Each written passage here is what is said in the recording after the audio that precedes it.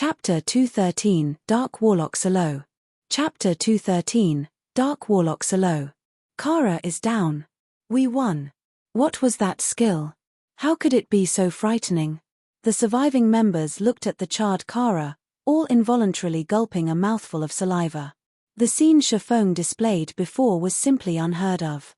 It was as if the thing he brandished was not a sword but a miniature sun.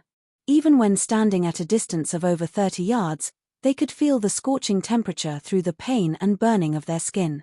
Meanwhile, the damage Shifeng had dealt was even more shocking. Of his 6 last strikes, not one had dealt lower than -2,000 damage to the High Chieftain-ranked boss.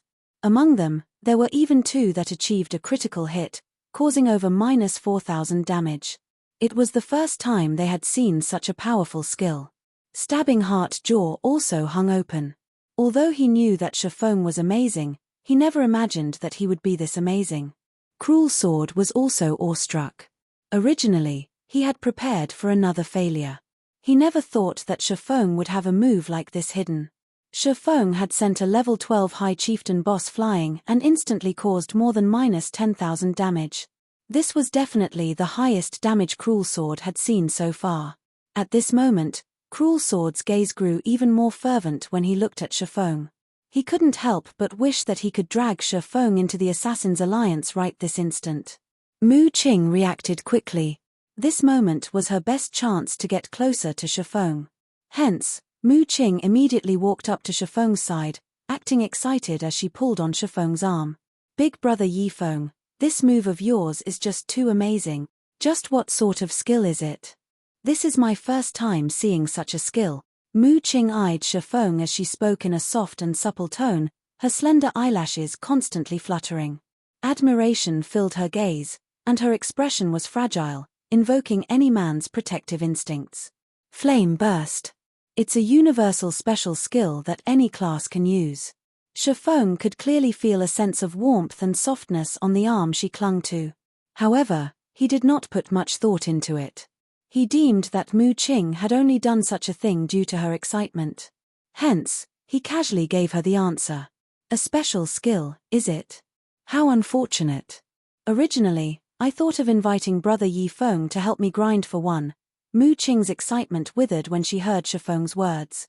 One could only come across something like a special skill serendipitously. It was not something that one could obtain through effort. Indeed, how could such a powerful skill be so easily obtained? Let's take a look at the drops, then, Shifeng said with a laugh, looking at Mu Qing's disappointed expression. Reminded by Shifeng, everyone finally recalled the fact that Kara, who had just died, was a High Chieftain-ranked boss. The loot he dropped would doubtlessly be bountiful. They had forgotten this fact due to their shock at Shifeng's strength. Following which, the surviving healers started reviving their fallen allies. Only when everyone was revived did Cruel Sword begin to collect the loot. Kara had dropped a total of 5 pieces of equipment, and all of them were mysterious iron rank. Compared to the boss of a 10-man dungeon, Kara had dropped an extra 2 to 3 pieces of equipment. Among the 5 pieces of equipment, there was a level 10 great shield, a level 10 longbow for rangers, a level 10 breastplate for berserkers, a level 10 staff for healers, and the last piece was a level 10 breastplate for swordsmen. The breastplates for berserkers and swordsmen in particular were pieces of set equipment. As for money, everyone in the team received 32 coppers. In general, it was a great harvest. As Shifeng previously had an agreement with the Assassin's Alliance, the Wind Extinguisher breastplate was given to him directly. Wind Extinguisher breastplate, chest piece, plate armor, mysterious iron rank. Level 10. Defense plus 83. Strength plus 7, agility plus 10, endurance plus 6. Restricted to swordsmen. Part of Wind Extinguisher set equipment, 1/6. 2-piece effect, increase damage by 10%. 4-piece effect, increase attack speed and movement speed by 15%. 6-piece effect, ignore levels plus 3. When attacking, 15% chance to increase attack power by 50 points for 20 seconds. Regarding attributes or set effects, the Wind Extinguisher set equipment definitely possessed a qualitative increase compared to the Silver Moon set equipment. Shifeng's best available option was to gather this whole set now and upgrade his equipment. However, it would not be an easy task. After receiving the wind extinguisher breastplate, Shifeng was in no hurry to swap it out with his current breastplate. After all, once he made the change, he would lose one of the set effects of the Silver Moon set equipment. He only intended to make the change after he collected 4 pieces of the wind extinguisher set equipment. After distributing the equipment, everyone advanced towards the next boss. Now that Water Lake possessed a level 10 mysterious iron ranked shield, his defense and HP had both increased significantly. As a result, they easily dealt with the monsters they met on their journey. Within 10 minutes, they arrived at a fighting arena. In the middle of the arena, Morlock, a Beastman assassin, stood there. He was also the second boss of the Beastman munition factory. Morlock, High Chieftain rank. Level 12. HP 400 000 400 000. Although Morlock's HP was lower than Kara's, Morlock was, in reality, much harder to deal with than Kara. Unlike Kara, Morlock was an assassin. During battle, Morlock would unpredictably disappear and reappear at another location. He would also frequently attack players while ignoring aggro, choosing to attack players on the run line rather than those on the front line. More importantly, Morlock had 3 skills that rendered players speechless. The first skill he possessed was Armor Break. Every one of Morlock's attacks would inflict a stackable armor break effect. To any plate armor classes, this could be a fatal skill, as once the armor break effect reached 10 stacks, their defense would essentially reduce to 0. Even if it were an MT that possessed over 2000 HP, Morlock could still kill them with just 2 to 3 hits. Before the healers could replenish the MT's lost HP, the MT would have already succumbed to Morlock's stunning attack speed, dying helplessly. The only fortunate aspect for players was that the armor break effect only had a short duration of 30 seconds. Players raiding Morlock only needed to swap out their MTS when the effect stacked up to 5 times. Morlock's second skill was Killing Feast. When activated, Morlock would attack all enemies within an 8-yard radius a total of 16 times. Throughout the duration of this skill, Morlock would enter a state of invulnerability. Moreover, Morlock would carry out these 16 attacks very quickly. He would finish all 16 attacks in just 2 seconds. If, when Morlock activated this skill, there were only the 2 MTS within range, these 2 MTS would die with a 100% guarantee. Thus, players needed to share the burden of this attack. This would also place an extreme pressure onto the healers. Morlock's third skill was called Vanish. When activated, Morlock would randomly ambush a player. If the ambushed player were a cloth armor class, then, without question, that player would die. Only players that belonged to a plate armor class would have any hopes of surviving Morlock's ambush. At this moment, everyone in the team looked towards Shifeng, intending to obtain his opinion on how to deal with this second High Chieftain boss. Contrary to their expectations, Shifeng did not tell them any strategies to raid the boss. Instead, he instructed 1 healer and 2 MTS to test the waters. Otherwise, he might have to explain how he obtained his strategy. After making a few tests, Shifeng started explaining his strategy for the initial stages of the boss fight. In reality, the plan was very simple. All plate armor classes would become tanks during the early stages of the raid, taking turns tanking Morlock. After all, Morlock's damage was not particularly high. It would only become powerful after the armor break effect stacked so many times. So, as long as one belonged to a plate armor class, they could withstand Morlock's damage. Naturally, it was the same when dealing with Morlock's Killing Feast. In short, players only needed to surround and beat up this boss. After 8 minutes passed, Morlock, the second boss of the Beastman munition factory, fell. The main reason for Morlock's fall was because Shifeng was simply too strong. Shifeng had practically tanked Morlock by himself. Shifeng was extremely nimble when dodging Morlock's attacks, and Morlock could very rarely land an attack on him. This, in turn, resulted in a decrease to Shifeng's damage output. With a stable tanker like Shifeng, the healers enjoyed a rather easy time throughout this raid. They could spread their attention towards other members of the team, allowing everyone to have an easier time dealing with the boss. Problems only arose when Morlock used Vanish and appeared behind a cloth armor class. These unfortunate players could only curse their own bad luck as they accepted their deaths. Chapter 214, Dungeon Cleared. Chapter 214, Dungeon Cleared. After Morlock died, he dropped a total of 4 pieces of mysterious iron equipment. Everyone received a share of 34 copper coins and a large amount of EXP. Meanwhile, Shifeng obtained a pair of wind extinguisher leg guards, increasing his collection of the wind extinguisher set equipment to 2 pieces. Everyone on the team looked at each other with a smile after they had killed Morlock, a high chieftain-ranked boss, with such ease. They all felt blissful from the fact that Shifeng had joined their team. Right now, no one on the team felt the same panic they had when they first entered the dungeon.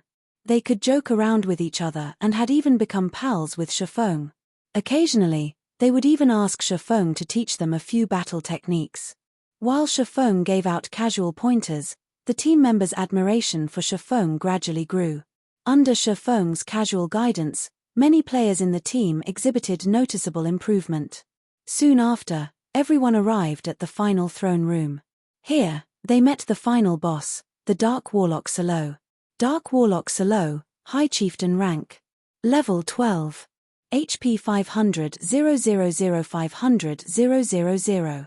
Elsewhere, while Shifeng and the others had arrived before the final boss, Darkstar's lone tyrant still tangled with the first boss of the Beastman munition factory, Kara. As of this moment, Lone Tyrant and his team had already experienced 3 team wipes.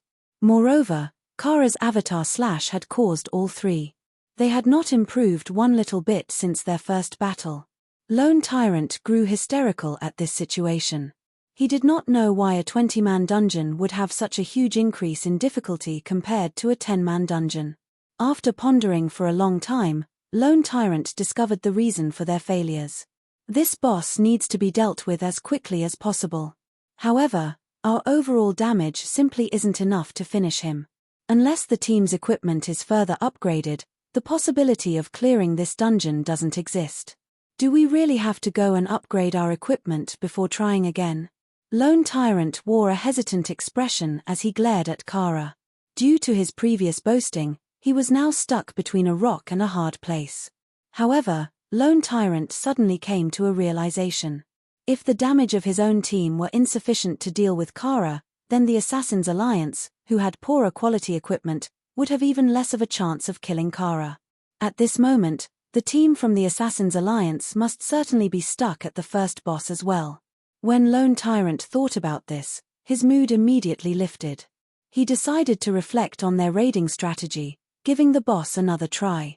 Meanwhile, in the magnificent throne room of the Beastman munition factory, the Assassin's Alliance had already investigated the Dark Warlock Salo's skills.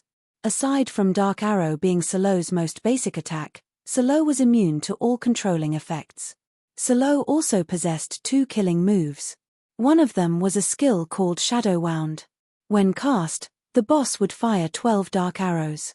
Each dark arrow would cause -800 damage and inflict a fear effect that lasted 6 seconds. The other was a skill called Summon Flame Giant. The Flame Giant was a level 12 special elite with 50,000 HP. Each Flame Giant that Salo summoned possessed self-immolation effect that dealt -300 flame damage to all targets within a 10-yard range every second. The Flame Giant was also the largest hurdle to overcome when raiding the Dark Warlock Salo, as the self-immolation was an AoE dot. If any players other than MTS received -300 flame damage every second, they would last 4 to 5 seconds at most. Meanwhile, Salo would summon an additional Flame Giant every 1 to 2 minutes. Factoring in the fear effect from Shadow Wound, many players in the team would die under the combination of these 2 skills. Even if this combination did not immediately kill them, with 3 Flame Giants running about, they would similarly end in destruction. 3 Flame Giants would mean -900 total damage per second. Even Shifeng could not last 3 seconds under this damage, much less the other players in the team. However, if they focused their attacks on the Flame Giants summoned instead, they would waste precious time. As a result, Salo would fully recover his HP due to his battle recovery. A battle of attrition like this would only end with the healers exhausting their mana and a team wipe. Meanwhile, after sending a group of half a dozen players to test the waters, everyone learned Dark Warlock Solo's true strength. As a result, their hearts sunk, and their confidence wavered. Ignoring the fact that each of Solo's dark arrows could cause -800 damage to their MTS and -1000 damage to everyone else, the flame giants alone were extremely difficult to deal with. After all, none of the melee players could go near a flame giant, and even if only the MTS tanked it, the healers still wouldn't be able to cope with the high damage. Not to mention, there was also Solo's AoE skill, Shadow Wound, that would suddenly cause -800 damage. The flame giant itself could cause over -300 damage to the MT with its attacks. Coupling that with the flame giant's self-immolation effect, its prowess could rival that of a boss. If they suddenly received an attack from Solo's Shadow Wound in addition to the flame giant's attacks, even their MTS might instantly die. Moreover, if they did not kill the first flame giant within 1 to 2 minutes of its summoning, Solo would summon the second flame giant. Under the simultaneous attacks of 2 flame giants, their MTS wouldn't have a chance. With their current equipment and levels, it was impossible for them to face Dark Warlock Solo head-on in battle. Thinking up to this point, everyone's moods grew somber. Isn't this only hard mode? Why is the difficulty so high? What would happen if this were hell mode? Stabbing Heart was similarly bitter after seeing Dark Warlock Solo's capabilities. The guild leader of the Assassin's Alliance, Cruel Sword, wrinkled his brows, falling into deep thought.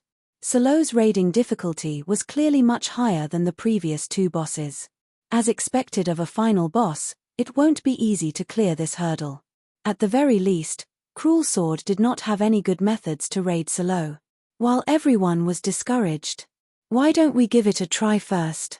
It's not like we're completely helpless right now, Shifeng suddenly said in the team chat. Shifeng's words were like a ray of hope. Brother Yifeng, can we really raid this boss? Mu Qing blinked her mesmerizing eyes, her delicate body sticking close to Shifeng as she asked. It should be possible. We can only find out if we try it, right? Shifeng merely shrugged as he spoke, his calm appearance giving Mu Qing a slight surprise. Following which, Shifeng gave a brief overview of his raiding plan. Shifeng's plan was simple.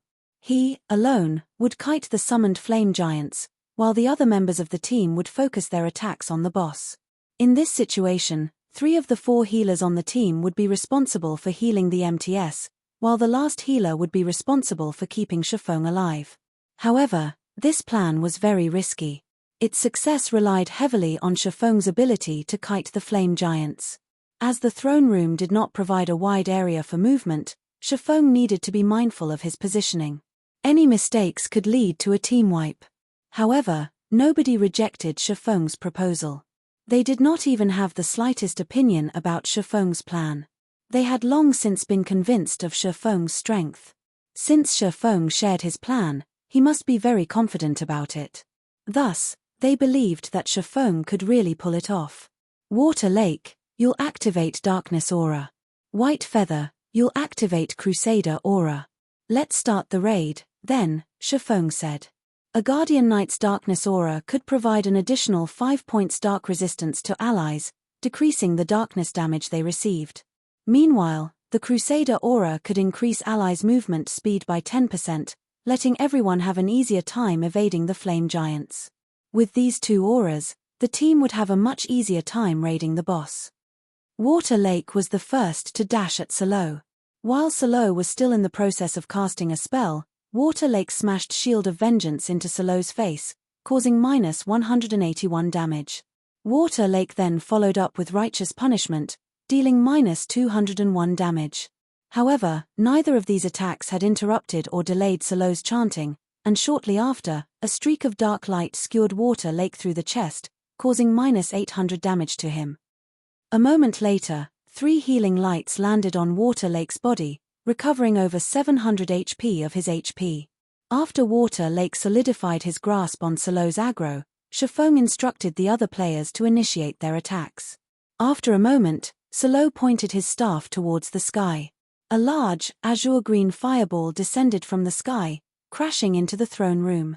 Immediately, Shifeng tossed out the blazing meteor at the azure-green flame giant, causing -621 damage and instantly becoming its main target. Seeing the flame giant charging at him, Shifeng spun around and fled, luring the flame giant away from the rest of the team. He then started circling around the hall with the flame giant right behind him. As Solo's HP continued decreasing, the flame giants he summoned also grew stronger. Unfortunately, Shifeng lured away all of the flame giants Solo summoned, spoiling his fun. After more than 10 minutes, Solo released a resentful bellow. His body fell to the throne as he passed away. Chapter 215 Basic Fire Resistance Potion. Chapter 215 Basic Fire Resistance Potion. From beginning to end, Shifeng had lured a total of 9 flame giants, kiting them around the throne room. Due to his actions, the flame giants had not been able to showcase their prowess even once in this entire battle. As a result, the Dark Warlock Solo became very easy to deal with, breathing his last under everyone's heavy bombardment. Even an amazing boss could not compete against a reincarnated player. Their only fate was to be a plaything, unto death. Seeing Solo fall, everyone jumped in celebration. The Beastman Munition Factory belonged to the category of expedition dungeons. Unlike the Dark Moon Graveyard, which was a survival dungeon, players only needed to kill the final boss in an expedition dungeon to clear it. There was no need to leave the dungeon for the clear to be official.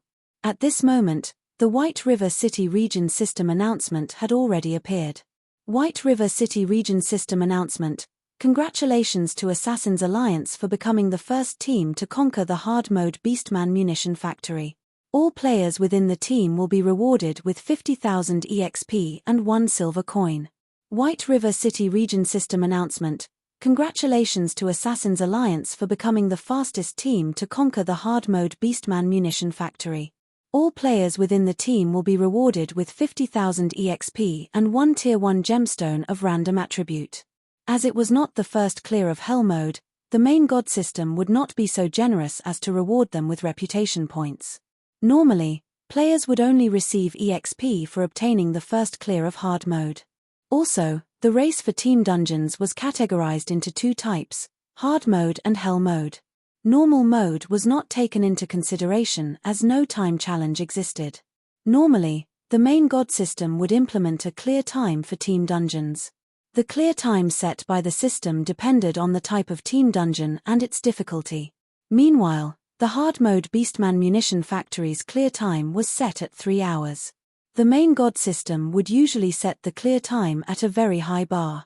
Only if players had achieved the standard of an elite team, determined by the main god system, would they have a chance to clear the dungeon in this set amount of time. Meanwhile, under Shifeng's command, the Assassin's Alliance had only spent 2 hours and 22 minutes to clear the hard mode Beastman Munition Factory, surpassing the estimated time. This proved that the team's strength was already above the standards of a normal elite team. However, everyone on the team knew full well that this achievement was all due to Shifeng's contributions. After a round of mad celebration, everyone finally welcomed the most exciting moment. They began examining the item drops of the Dark Warlock Solo, the final boss monster of the Beastman Munition Factory. Compared to the previous 2 bosses, the loot from Solo was far more bountiful. Solo had dropped a total of 7 items. Among them, 5 were level 10 mysterious iron ranked helmets, each being a part of a set equipment for different classes. With great luck, Solo even dropped a basic fire resistance potion recipe. As for the final item, it was a secret silver staff meant for elementalists. Elemental scepter, staff, secret silver rank. Level 10. Intelligence plus 15, strength plus 4, agility plus 4, endurance plus 10. Increases elemental damage by 5%. Increases casting speed by 10%. Durability 80/80ths. With just a glance, one could immediately tell that this was a top-tier staff meant for elementalists. When the mags in the team looked at the details of this staff, drool nearly leaked from their mouths. Although these mags had quite a few pieces of mysterious iron equipment on their persons, their weapons and equipment were all below level 10. They were clearly much weaker compared to level 10 weapons and equipment, not to mention a secret silver ranked staff. Cruel Sword immediately handed the elemental staff to Mu Qing. However, nobody in the team expressed any dissatisfaction about Cruel Sword's decision because Mu Qing's strength was indeed very powerful. Moreover, her damage was ranked number 1 amongst all the mags present. Following which, Cruel Sword handed the Wind Extinguisher helmet, Wind Extinguisher armguard, and basic fire resistance potion recipe to Shifeng. Similarly, nobody in the team had any gripes about this decision. If it weren't for Shifeng, they would not have cleared this dungeon in the first place.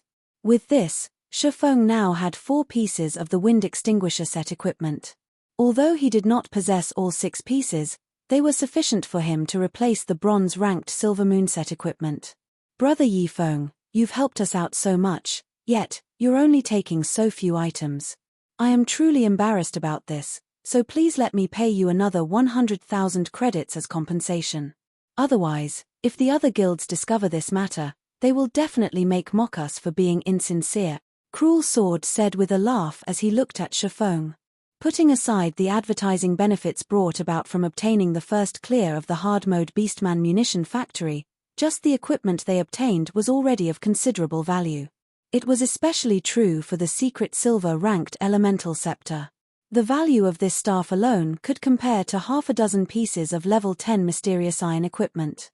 Hence, spending an additional 100,000 credits to compensate Shifeng was a minor matter. To put it another way, the Assassin's Alliance had made a huge profit from this deal. After all, the first clear of a 20-man hard-mode team dungeon held extraordinary significance, as up until this moment, any guild had yet to obtain the first clear of a 20-man hard-mode team dungeon. Obtaining the first clear of the hard-mode Beastman munition factory had undeniably allowed the Assassin's Alliance to break free from their awkward position in White River City. They no longer had to suffer the suppression from Darkstar. Of course, by giving Shifeng 100,000 credits, Cruel Sword also had the intention of deepening the relationship between Shifeng and the Assassin's Alliance. Cruel Sword still wished to recruit Shifeng into the guild. Shifeng could easily see through Cruel Sword's intentions. However, he merely smiled in reply, receiving all that Cruel Sword offered without hesitation. Cruel Sword had no idea that Shifeng did not really care about this equipment. Even if it were the Wind Extinguisher set equipment, it was simply a temporary set of equipment for Shifeng. Meanwhile, amongst these items, the one Shifeng paid the most attention to was the basic fire resistance potion recipe. Basic fire resistance potion. After consumption, increases fire resistance by 15 points for 1 hour. Currently, this item had no market value. However, when the various large guilds started raiding the level 25 Flame Nest, the value of this basic fire resistance potion recipe would soar beyond one's imagination. Its worth would not be less than a piece of fine gold equipment. Players were not allowed to use the Flaming Sun scripture when in a dungeon. Meanwhile, equipment that increased a player's fire resistance was extremely rare. The quickest way to increase one's fire resistance was through the use of a basic fire resistance potion. If players did not possess this potion, raiding the Flame Nest would only be possible in their dreams. If Shifeng started looking for a potion maker to craft the basic fire resistance potion now, he would carve out an additional path to wealth for the future. Even 10 pieces of secret silver equipment could not rival what he could earn with these potions. Brother Yifeng, are you free tomorrow? At this moment, Mu Qing walked over to Shifeng after receiving a silent hint from Cruel Sword. Sweetly, she said, my party is planning to raid the old ruins, a high-level 10-man team dungeon, tomorrow. However, one of the original party members had applied for leave due to some personal matters. I'd really love it if you would join me. Will you? After a team dungeon was cleared, it would have a cooldown period of 3 days. Hence, they needed to wait for 3 days before they could enter the Beastman munition factory again. Standing to the side, Cruel Sword inwardly clapped his hands at Mu Qing's performance. Relationships needed care and gentle nurturing. Although he could tell that Shifeng had no particular interest in Mu Qing, with increased interactions, who was to say would happen in the future? I still have something that I need to do tomorrow. Let's find some other time to go dungeon diving. Shifeng could naturally tell what Mu Qing was trying to do. However, he simply waved his hand and tactfully rejected her. Although the old ruins was a high-level team dungeon, there was nothing there that could rouse his interests. He would only waste time by going there. Now that he had changed into the 4 pieces of wind extinguisher set equipment, his attributes had greatly increased once again. He should be able to attempt the continuation of the epic quest, Darkness Descends, now.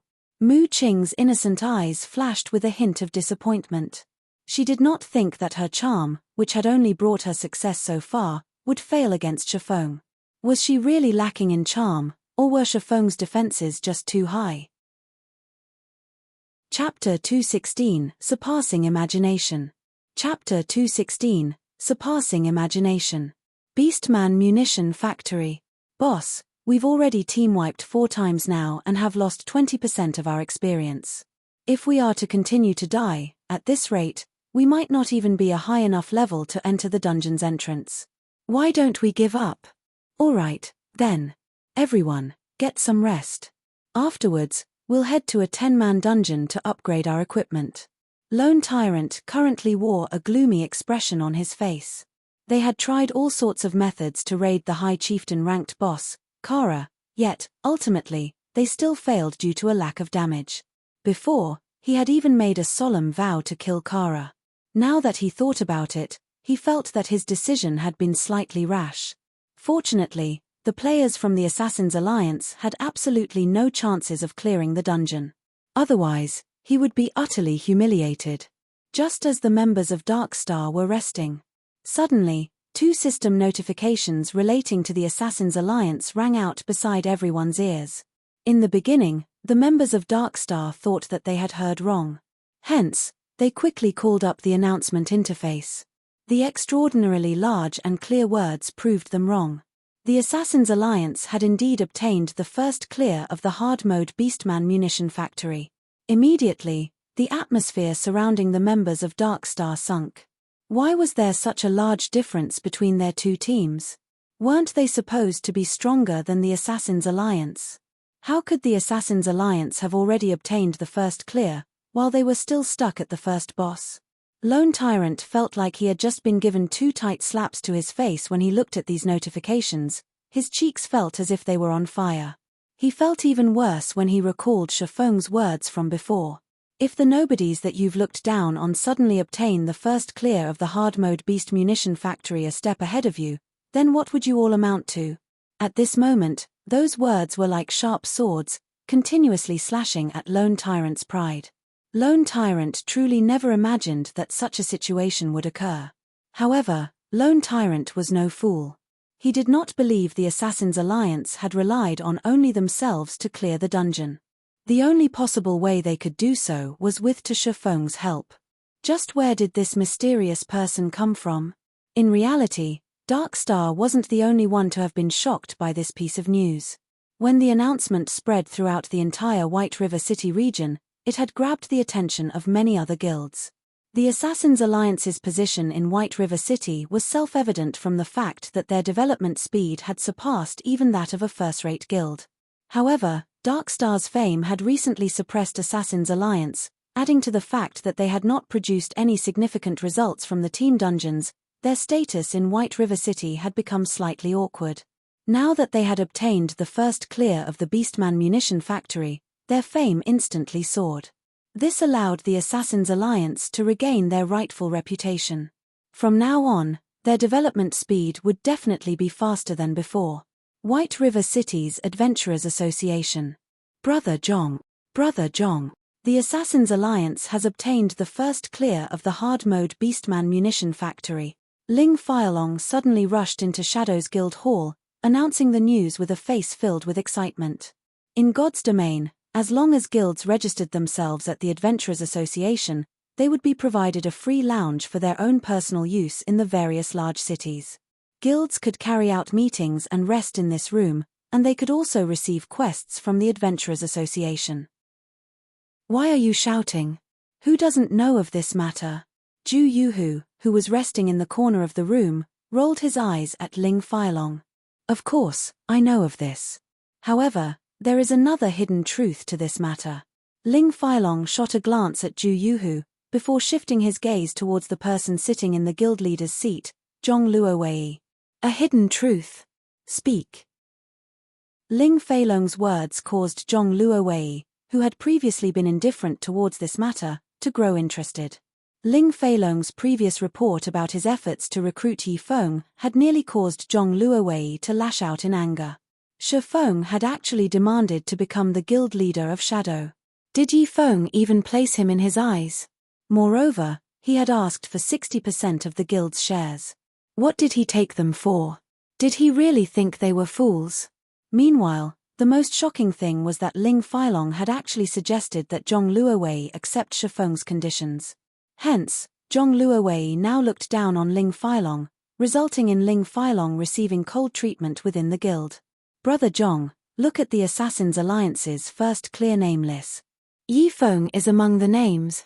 Ling Feilong called out his system interface, pointing at the Assassin's Alliance's first clear name list as he spoke excitedly. So, Zhu Yuhu laughed disdainfully. If they really allowed Yi Feng to join Shadow, he would no longer need to remain in the guild. The Assassin's Alliance is a through-and-through second-rate guild. They were clearly on an expedition to clear the Beastman munition factory, yet, why would they suddenly let an outsider join their team? Previously, for a long time, the Assassin's Alliance could not even obtain a single first clear of a level 10 team dungeon. However, they are now the first ones to obtain the first clear of a 20-man hard mode team dungeon. Why is that? This matter definitely has something to do with Yi Feng. Yi Feng's relationship with the Assassin's Alliance is anything but shallow. Originally, the Assassin's Alliance was only a normal second-rate guild. However, after entering White River City, their development speed suddenly soared like crazy. They have even surpassed many first-rate guilds. Again, why? Yi Feng was the first person to enter White River City, and the White River City guidebook is also selling like hotcakes now. There is a very high likelihood that Yi Feng sold the guidebook to the Assassin's Alliance in advance, allowing them to make ample preparations beforehand. Hence, after they entered White River City, they developed with flying speeds. Right now, Yi Feng has even helped the Assassin's Alliance obtain a first clear. Regarding fame or background, the Assassin's Alliance now stands at the very top of White River City. They have even surpassed many first-rate guilds. This is a clear proof of Yi Feng's capabilities. If Yi Feng joins Shadow, within a month, we can stand our own ground in White River City. Ling Feilong had made a thorough investigation of Yi Feng, and the more information he uncovered about Yi Feng, the more frightened he became. Yi Feng's accomplishments far surpassed his imagination. This was also the reason Ling Feilong became even more determined to hug a golden leg like Shi Feng. At that time, what would Zhong Luowei amount to? What would Lan Hailong amount to? Don't even think about it. In the future, if you ever dare to mention Yi Feng's name to me again or tell Lan Hailong about this matter, you better be prepared for the consequences. Zhong Luowei's countenance suddenly turned livid. With a tone filled with killing intent, he said, Yi Feng is just a clown, jumping about on the stage. The Assassin's Alliance is an apex second-rate guild with an immense background. Their guild leader, Cruel Sword, is even a long-established expert. He has personally nurtured the Assassin's Alliance to its current status, so it is not unusual for him to produce such results. To begin with, what sort of impact could that Yi Feng even have? In my opinion, that Yi Feng would, at best, take on the role of a bystander. Being reprimanded by Zhong Luowei in such a way, Ling Feilong immediately revealed a fearful expression. Hurriedly nodding his head, he said, Yes, I understand, Brother Zhong. I definitely won't mention this again in the future. Inwardly, however, Ling Feilong smiled brightly. He was even more assured of Yi Feng's might now. After all, if Zhong Luowei did not feel greatly threatened by Yi Feng, why would he be so angry at the mention this expert? In fact, Ling Feilong had long since told Lan Hailong about this matter, and Lan Hailong had instructed him to contact Shi Feng secretly once more. Once he attained certain achievements in God's domain, would he still be afraid of not being able to earn money? With wealth, would he still need to be afraid that Zhao Ruoshi wouldn't welcome his embrace of her own volition? Her family might very well obediently hand her over to him. Just as everyone discussed the Assassin's Alliance's first clear, Shifeng had already swapped out his old equipment for the 4 pieces of the wind extinguisher set equipment and had arrived at the library of White River City. Compared to the dilapidated house used as a library in Red Leaf Town, the library at White River City was a true library. Not only did it possess a majestic atmosphere, but its appearance was also splendid and magnificent. It was like a Babylonian shrine, and it was situated right in the heart of the city. The people going through the entrance of the library were mostly nobles of White River City and mage-class NPCs. There were even some who possessed Tier 2 classes. Hence, the library was not a place where the common folk could simply visit. Meanwhile, Charlene, the Tier 3 divine official whom Shifeng searched for, currently recuperated within this wealth of knowledge. Chapter 217, Thoughtful Rain. Chapter 217, Thoughtful Rain. At the entrance of White River City's majestic library, aside from a large number of NPCs entering and leaving the premises, there were also plenty of players surrounding the library's entrance. However, no matter how hard they tried, they still could not enter the library. Hence, a majority of these players were currently trying to befriend some of the NPCs here, increasing their intimacy in the hopes of these NPCs taking them along into the library. There were even some attractive female players that tried to seduce the NPC nobles. Meanwhile, the players that attempted these actions were mostly mags such as elementalists, cursemancers, and summoners. As for why these players tried to get into the library, it was mainly because of the amazing skills they could learn within the library. Aside from obtaining these skills from monsters and dungeons, the library also possessed some of the more common, high-level mage skills. As for healers, they would have to visit the Light Temple to learn their respective skills. Meanwhile, all melee classes could learn new skills from their respective class instructors in the Apocalypse Temple. These players had read about the library in the White River City guidebook by Shifeng. Hence, they had all come here to obtain new skills. After all, compared to upgrading their weapons and equipment, it was much easier to upgrade their arsenal of skills. As long as players could learn some of these high-level skills, their overall prowess would massively improve. However, learning a skill was very expensive. Players also needed to do a series of quests and waste precious time to obtain a skill. Hence, Shifeng never thought of obtaining his skills through such means. After all, the skills he had learned so far were not any weaker than those high-level class-specific skills. So, he naturally would not waste time trying to obtain them. Seeing Shifeng walking towards the library's entrance, the spectating players by the sidelines revealed sneers on their faces. Look, another new guy is trying to enter. How many players has that been already? Let's watch the guard kick him out. Most of these players had suffered a loss at the hands of the gatekeeper. As none of them possessed an entry pass, the guards had chased them all away. There were also some players who tried to cause a scene after being refused entry. However, these players were either jailed or sent flying away with a kick. Just as Shifeng was about to walk towards the tightly shut large steel doors, a female elementalist pulled on Shifeng, stopping him.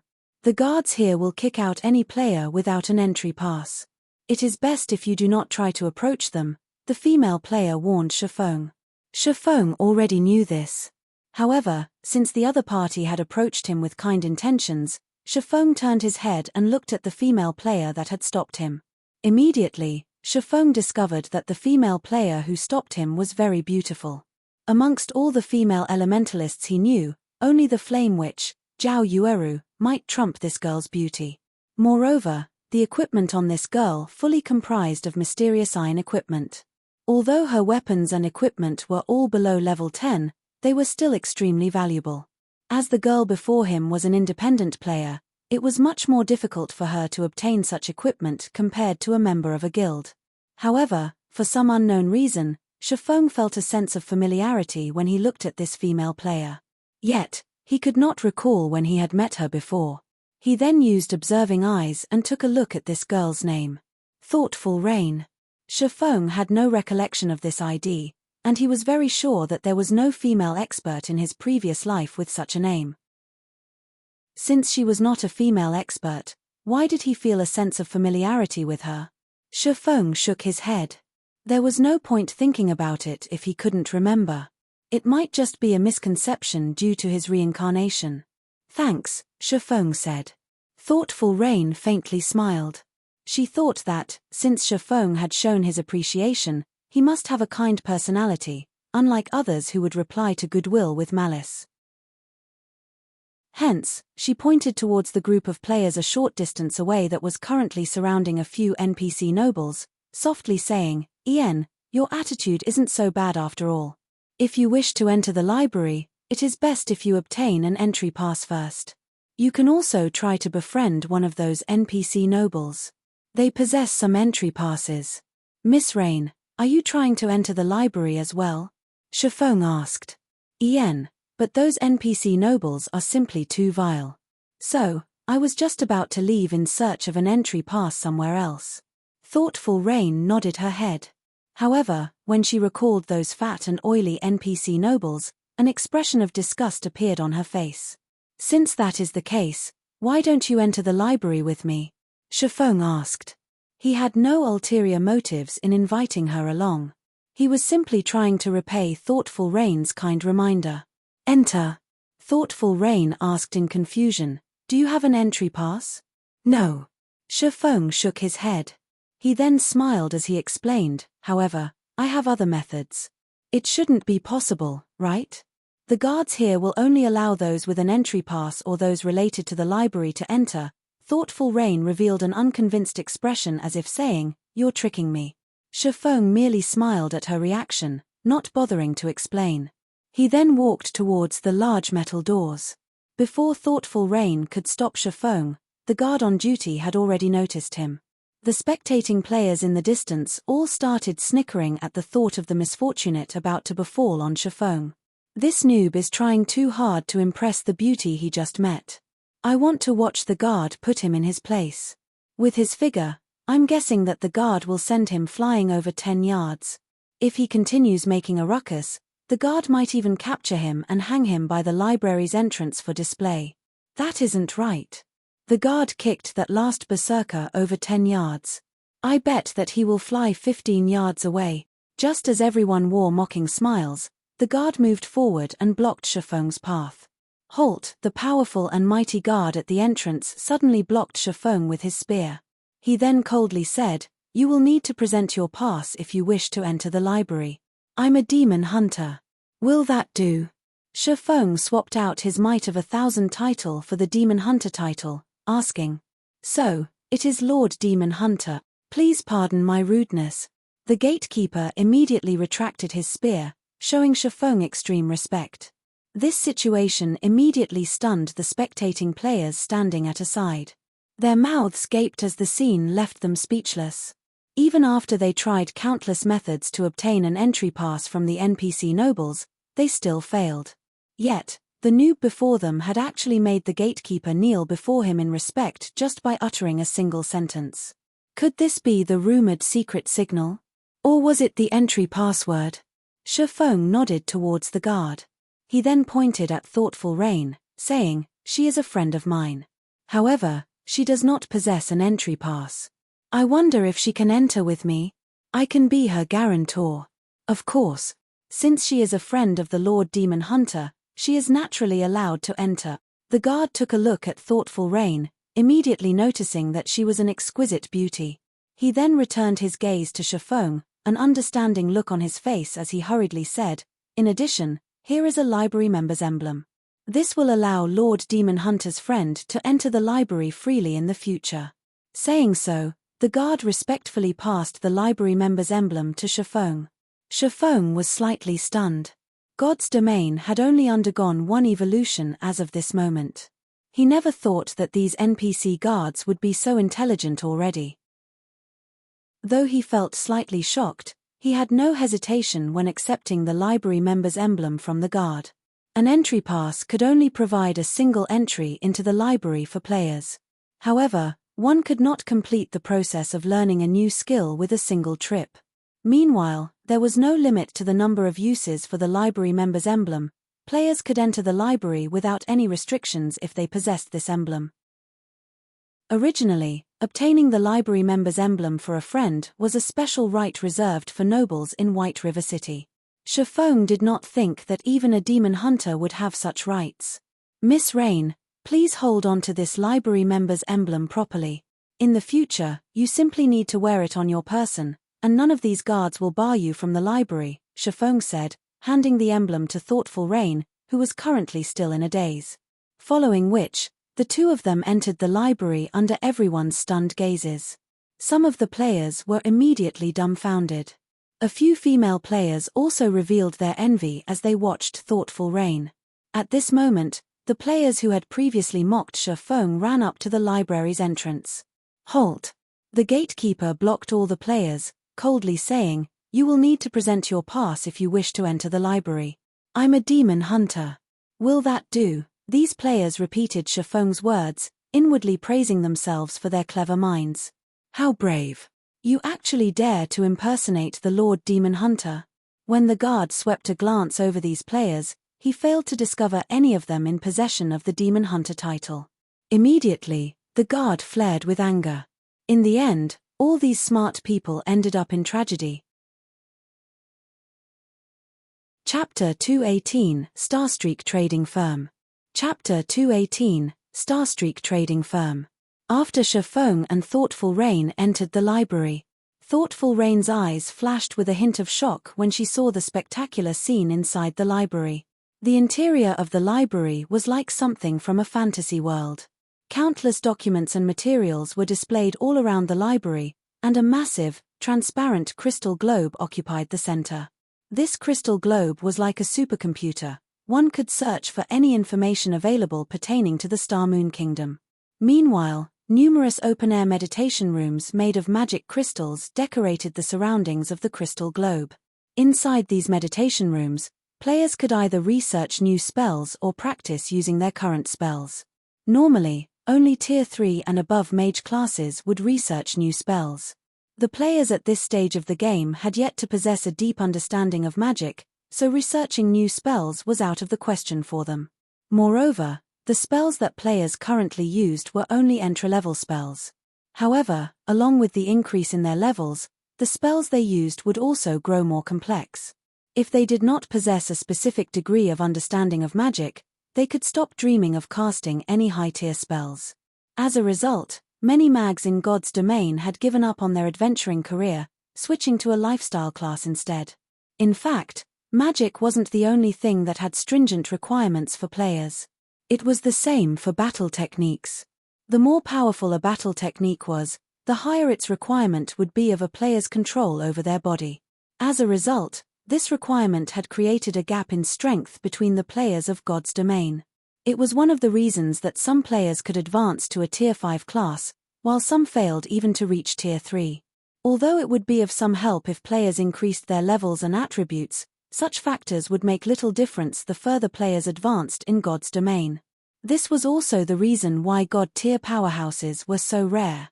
Thus, Shifeng continuously trained his body day in and day out, in addition to spending a large number of credits to purchase nutrient fluids to improve his body's physique. It was all meant to improve his brain's potential and performance.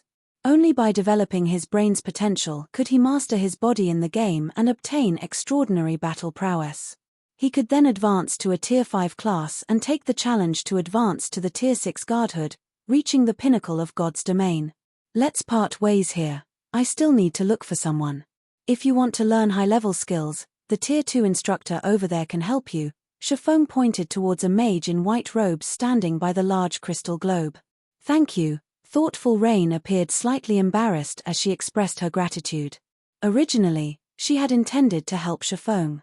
Never would she have imagined that she would be the one who received help instead. She then said, "Seeing as you are so familiar with this place, are you perhaps a professional player?"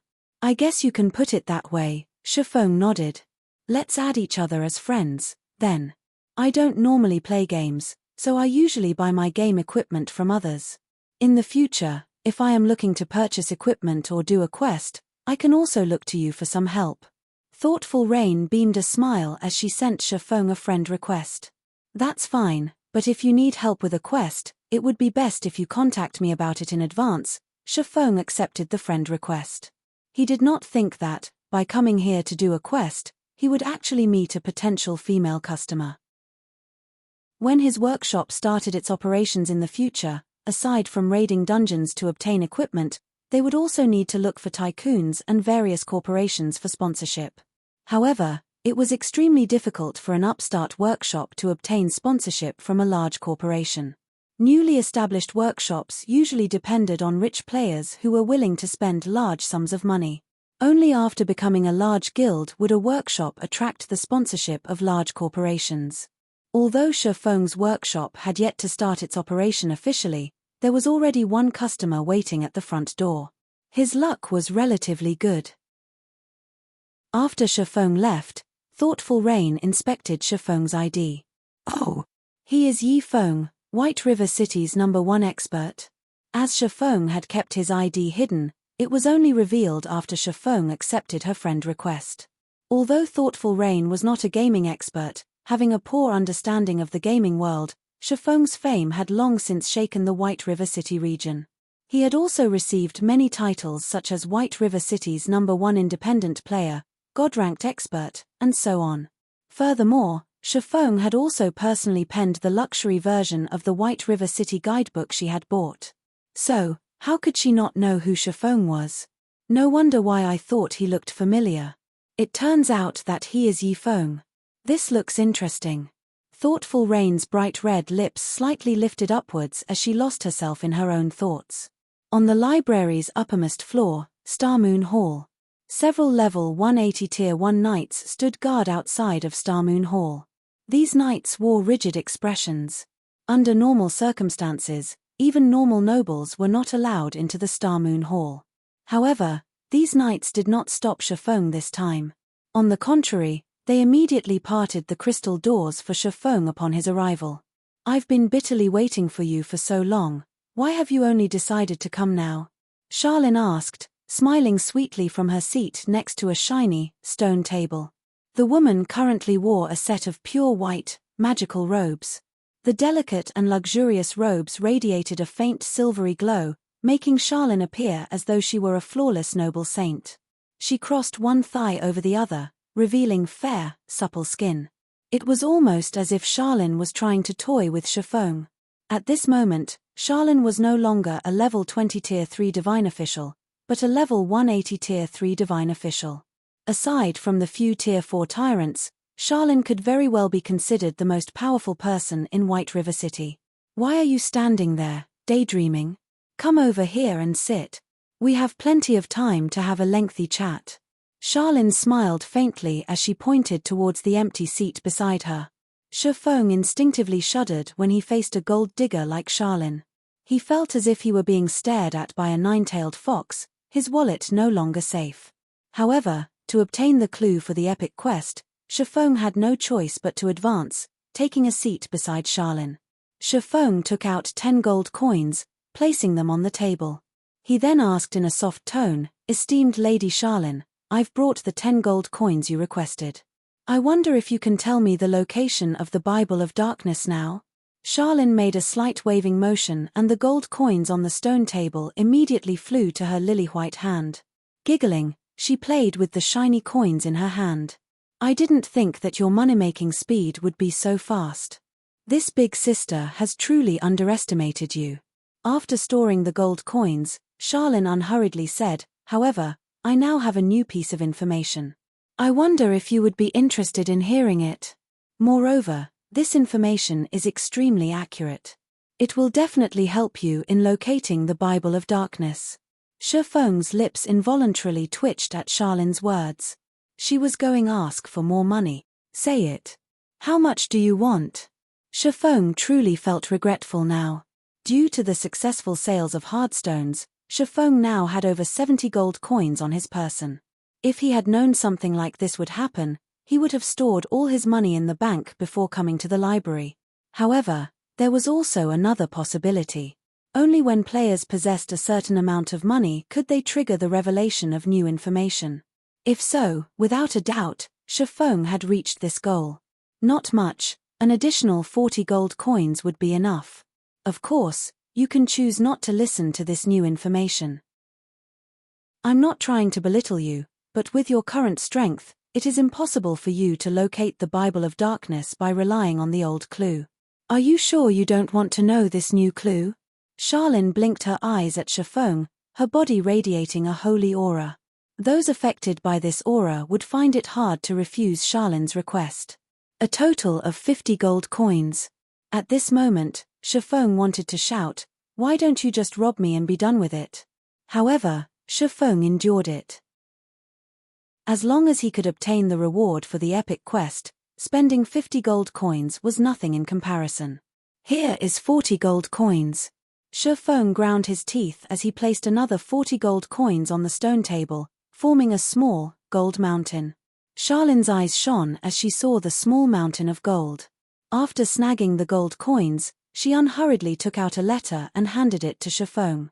She then said, "This is a contract for White River City's Starstreak trading firm. As long as you bring this contract to President Henry, he will tell you how to reach the Dark Den." Chapter 219, Background. Chapter 219, Background. Starstreak trading firm? Shifeng was slightly confused by Charlene's words. After all, this was the second phase of an epic quest. Yet, Charlene did not send him on a dangerous mission, but simply to find a person instead. The difficulty of this task was simply inconceivable. Could money really make the devil turn millstones for you? Can spending money reduce the difficulty of a quest? Shifeng wondered. Giving the situation some thought, it wasn't exactly impossible. Right now, a first-rate guild's daily liquid funds only amounted to 6 to 7 gold coins at best. Even if Fantasy Extinguisher had the full support of the first-rate guild, the Fantasy Shrine, it would have been impossible for him to gather 50 gold coins. Even if the Fantasy Shrine possessed 50 gold coins, they would not simply allow Fantasy Extinguisher to spend it. After all, a large guild could make major improvements to itself with 50 gold coins. If Shifeng had not received a daily income of over 100 gold coins from selling the hardstones, he would not pay 50 gold coins, even if it killed him. According to the main god system's principle of equal value exchange, there was a very high possibility that he could reduce the difficulty of the epic quest by paying 50 gold coins. In any case, Shifeng did not lack money right now. After all, he had a daily income of over 100 gold. His earnings could rival the total sum of all the famous guilds' liquid funds in White River City. It was not an exaggeration to say that his personal wealth could rival an entire city's. If he could reduce the difficulty of an epic quest by paying some money, he would definitely do so. If he had known about this earlier, he would have waited a few more days before coming to meet Charlene. If he gathered 500 or 600 gold coins, he might be able to go to the Dark Den immediately to complete the quest. He would save plenty of time and trouble. "Thank you, Lady Charlene."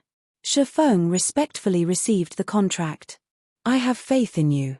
Don't make me wait too long." As more time passes, the strength of the great demon will also increase. At that time, even I might not be able to challenge it. As for you, you'll just have to live the remainder of your life as a walking corpse, Charlene warned. System, second phase of the epic quest Darkness Descends, Gospel Project, accepted. Quest content, go to Starstreak Trading Firm and look for President Henry for more information about the Dark Den rewards unknown. Although Shifeng did not know the exact contents of the quest, he felt that it should not be as easy as he had previously imagined. After all, he was only meeting Henry to learn more information and not heading directly to the Dark Den. Starstreak Trading Firm was very famous throughout White River City. The range of operation of the Starstreak Trading Firm was not limited to White River City alone. It also operated in the 7 cities surrounding White River City. It was a massive trading firm. With such a wide reach, the amount of information they possessed would be immense as well. It was no wonder Charlene sent him to meet President Henry. Soon after, Shifeng bade farewell to Charlene. If he remained here, the remaining 20 gold coins in his pockets might very well end up in Charlene's pockets instead. After leaving the library, Shifeng hailed a horse carriage and hurried over to Starstreak Trading Firm. As the horse carriage galloped through the wide streets, Shifeng could see players who had just arrived at White River City all around. Through the passing of time, the atmosphere in White River City had grown livelier. There was a high possibility that, in just another few days, the streets of White River City would be packed with people. 10 minutes or so later, the horse carriage halted in front of the storefront of Starstreak Trading Firm. The Starstreak Trading Firm's store appeared luxurious. The building had a total of 6 floors. This store was definitely one of the tallest buildings in White River City, making it extremely eye-catching. Moreover, it was situated in a very good location, right in the heart of the trade area. The Bank of White River City was also just next door, while the auction house was only a short distance away. There were only 8 shops in total situated within this golden district. Among them, 3 shops occupied the largest areas, each occupied 2 to 3 times more land than the other shops. Naturally, Starstreak Trading Firm was one of these shops. Moreover, Starstreak Trading Firm similarly occupied such a golden district in the other 7 cities. It was obvious just how powerful the background of Starstreak Trading Firm was. During the initial stages of God's Domain, countless first-rate guilds had tried to form connections with the Starstreak Trading Firm to conduct business. Unfortunately, these guilds failed to meet even the shadow of President Henry. Yet, right now, Chiffon could get in touch with President Henry through his quest. Chiffon couldn't help but admit that an epic quest was truly awe-inspiring. Although the price of failure was similarly horrifying, as long as he could complete it, the benefits he could obtain were unimaginable. The best example for this was the Demon Hunter title and Demon Mask Chiffon had received from completing the first phase of the Darkness Descends quest. These 2 items had been of great help to him. I wonder what sort of rewards I could obtain from completing this phase of the quest. Chiffon inwardly felt anticipation. As of this moment, Chiffon had finally realized why the Fantasy Shrine would hold nothing back in helping Fantasy Extinguisher complete his epic quest. After all, the profits they could reap from this quest was just astonishing. If a mere independent player like him could receive such profits, what could a guild accomplish? Hence, this was the reason the Fantasy Shrine had risen to the top of Black Dragon Empire during the early periods of the game in the past, suppressing all the other first-rate guilds. Unfortunately, Fantasy Shrine was doomed to normality in this life. Unless Fantasy Extinguisher managed to find another epic quest, Fantasy Shrine would not have any chances of achieving prominence. However, such a discovery was extremely unlikely. In the past, Chiffon had only accepted 1 epic quest throughout the decade he had spent in God's Domain. Moreover, he had only received it by chance when he was around level 150. One could imagine just how rare an epic quest was.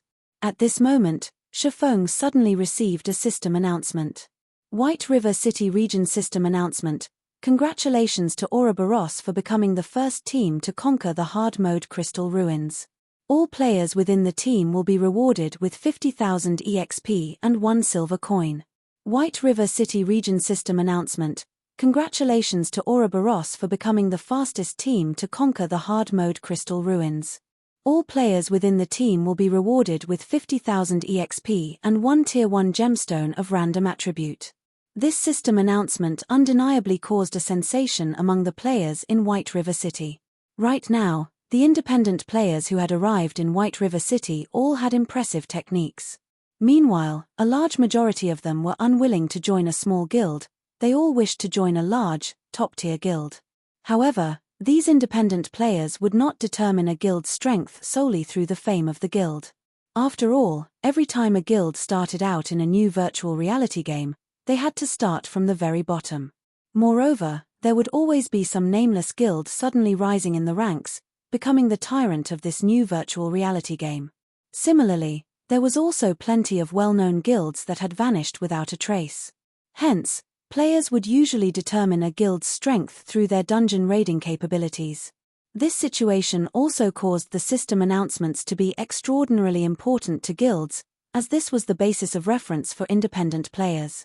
In fact, the players who had previously intended to join the Assassin's Alliance had all changed their minds to join Ouroboros instead.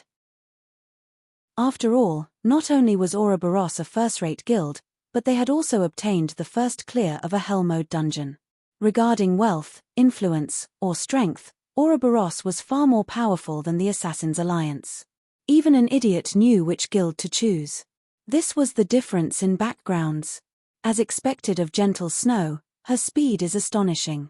I've only just recently helped the Assassin's Alliance obtain the first clear of a 20-man hard mode team dungeon, yet, in the blink of an eye, she too has obtained one already. If she had not suddenly stopped playing God's Domain, she might have turned Ouroboros into a super guild in the past. Shifeng inwardly exclaimed. How great would it be if he could recruit Gentle Snow into his own guild? If Shifeng incorporated the cleric god, Violet Cloud, the tyrant bear, Kola, the skillful fire dance, and his own past experiences into his own guild, they would have no trouble becoming a first-rate guild, or even a super guild, in the future. Thinking up to this point, Shifeng suddenly felt that he really needed to upgrade his team's strength. After all, a guild couldn't rely on a handful of Apex experts for support. They needed a stronger backbone. The best-case scenario for Shifeng right now was to recruit some of the future powerhouses who were still obscure existences right now. However, the guild he established by himself did not possess a deep background or great fame. These experts were no fools. If Shifeng tried to recruit them, they might not even consider the option before rejecting him. Hence, the foremost thing Shifeng needed to do was to establish a guild with a strong background and limitless potential. Only by doing so could he attract those nameless experts. Chapter 220, Tier 4 Magic Scroll. Chapter 220, Tier 4 Magic Scroll.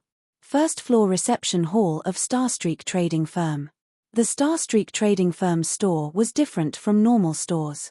As it specialized in big businesses across cities, it had its own specialized reception room set up in the building. At the same time, there was also a sales area located on the first floor of the building. The sales area sold various merchandise such as clothing, weapons, equipment, potions, alchemy products, magic scrolls, and much more. This place was just like a supermarket in reality. A trading firm was different from the auction house. As the auction house charged players exorbitant processing fees, the items sold there were far more expensive than the items sold in normal stores. Earning money in God's Domain was no simple task.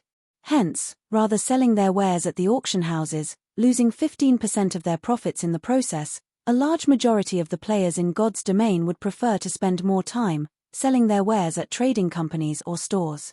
Esteemed sir, how may I assist you? The beautiful and dignified young lady at the receptionist counter smiled at Shifeng. I wish to meet President Henry. Please tell President Henry that Lady Charlene sent me to speak with him, Shifeng said. Please wait for a moment. I will notify the president immediately. The receptionist immediately took out a multicolored communication crystal, transferring Shifeng's information through the crystal. After several minutes, Mr. Yifeng, the president is waiting for you in the president's office on the 3rd floor. Thank you. Immediately, Shifeng walked towards the spiral staircase in the distance. When he arrived before the president's office on the 3rd floor, he met 2 level 150 guards who stood by the office's door. Average players were absolutely not allowed to enter the president's office. In the past, countless guild executives had queued up in front of this office. They had wished to meet with President Henry to discuss matters of renting out the first floor of Starstreak Trading Firm's store for business. Unfortunately, they did not manage to catch even the shadow of President Henry. However, when Shifeng walked up to the office, the 2 ferocious-looking guards immediately parted the sturdy, mahogany doors for him. Inside the luxurious and spacious office, a man in his 50s sat on a sofa in the middle of the room. The man had an elegant and dignified appearance. This person was indeed President Henry of Starstreak Trading Firm, and he was a well-known financial magnate in White River City. Your Excellency, Yifeng, please, sit, President Henry said when his eyes met Shifeng's, his finger pointing to the beastskin sofa before him. President Henry, this is the contract that Miss Charlene wanted me to bring to you. Shifeng sat down. He retrieved the contract from his bag, handing it over for Henry's inspection. No need. Before you arrived, Her Highness Charlene had already notified me of your coming here. I've also learned some information about you from Her Highness Charlene. The young truly are promising, Henry praised. He then said, since you are here now, I feel reassured. Reassured? What are you reassured about? Shifeng had a bewildered look on his face. Just what was President Henry saying? Also, just what did Charlene tell Henry? Oh, did Her Highness Charlene not tell Your Excellency about it? Confused, Henry said, this contract was set between me and Her Highness Charlene.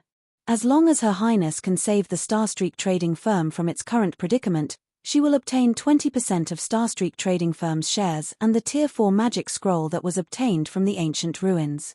You say 20% of the company's shares and a Tier 4 magic scroll? Shifeng's expression froze. Charlene was simply ruthless. Charlene had sent him to deal with the predicament, yet, she would receive a Tier 4 magic scroll in addition to 20% of the company's shares? That's right. I've already mentioned this to Her Highness. As long as Your Excellency can save us from this predicament, that Tier 4 magic scroll will belong to Your Excellency, Henry said, nodding his head. May I know what kind of magic scroll it is? Shifeng was incredibly curious about the Tier 4 magic scroll.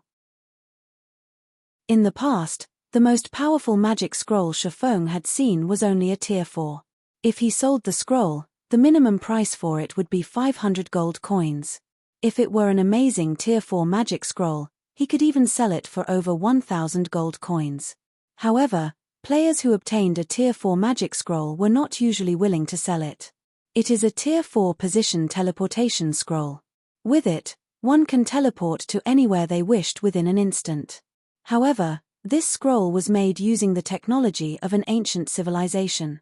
In our current era, we have no way of replicating such technology. Hence, this scroll is the only one that currently exists in Star Moon Kingdom. It is priceless, Henry said pridefully.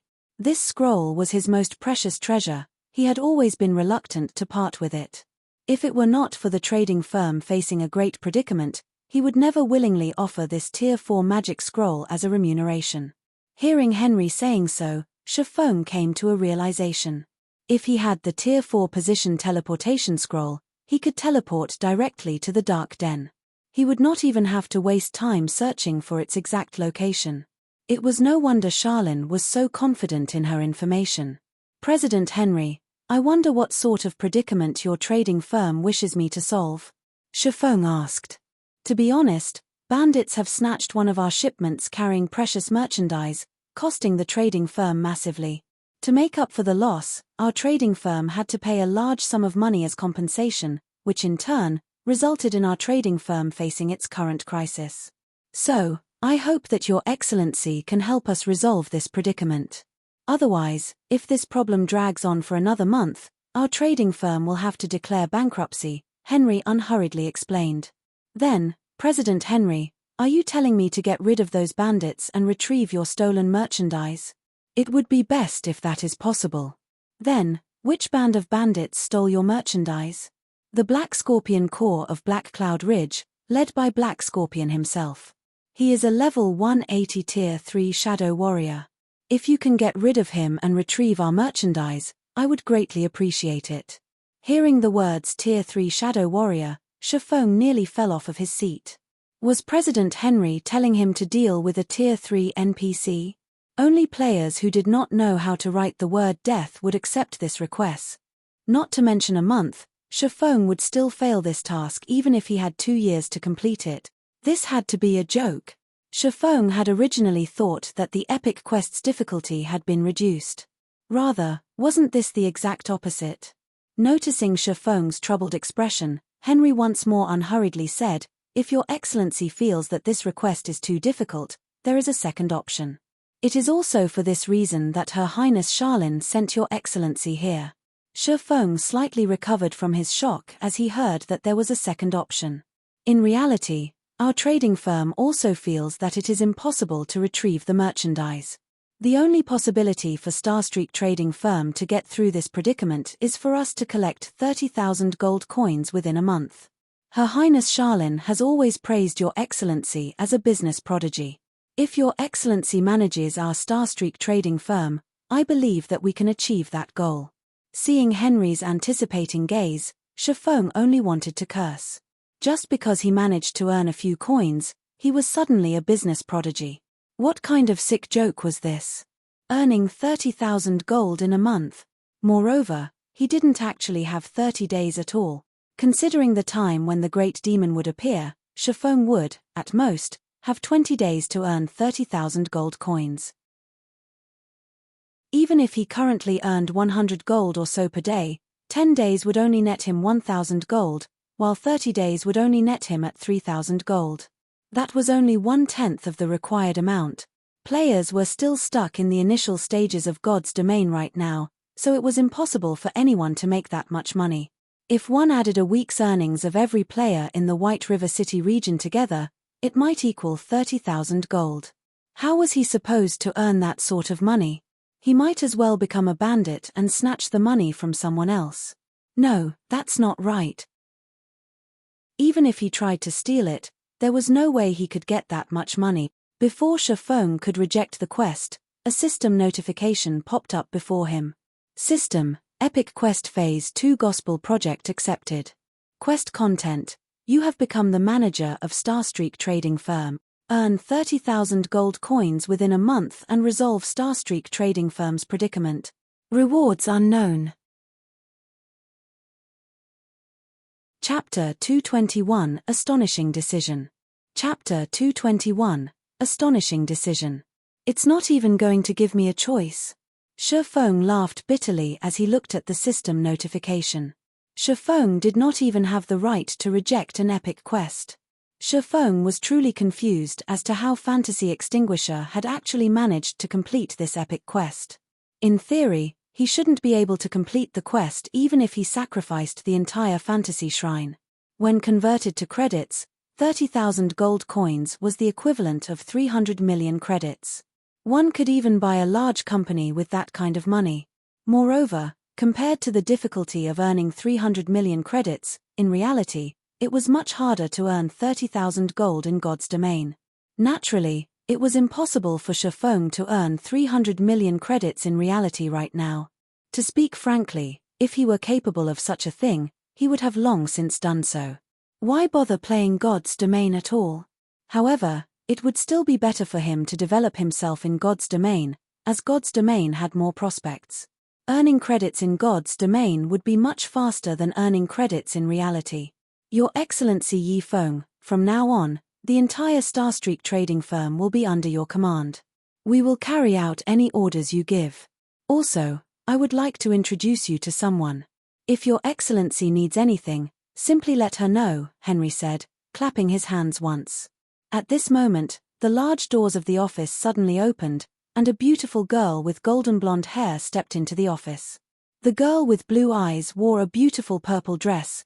The edges of her dress brushed against the red carpeted floor. The girl had a fair and pretty face, and her long wavy hair, which reached her buttocks, fluttered in the wind as she moved. Her bangs covered her sea blue left eye, while her uncovered right eye looked just like a shiny, blue gemstone. As she walked closer to Shifeng and President Henry, her thin red lips formed a tranquil, yet attractive, smile.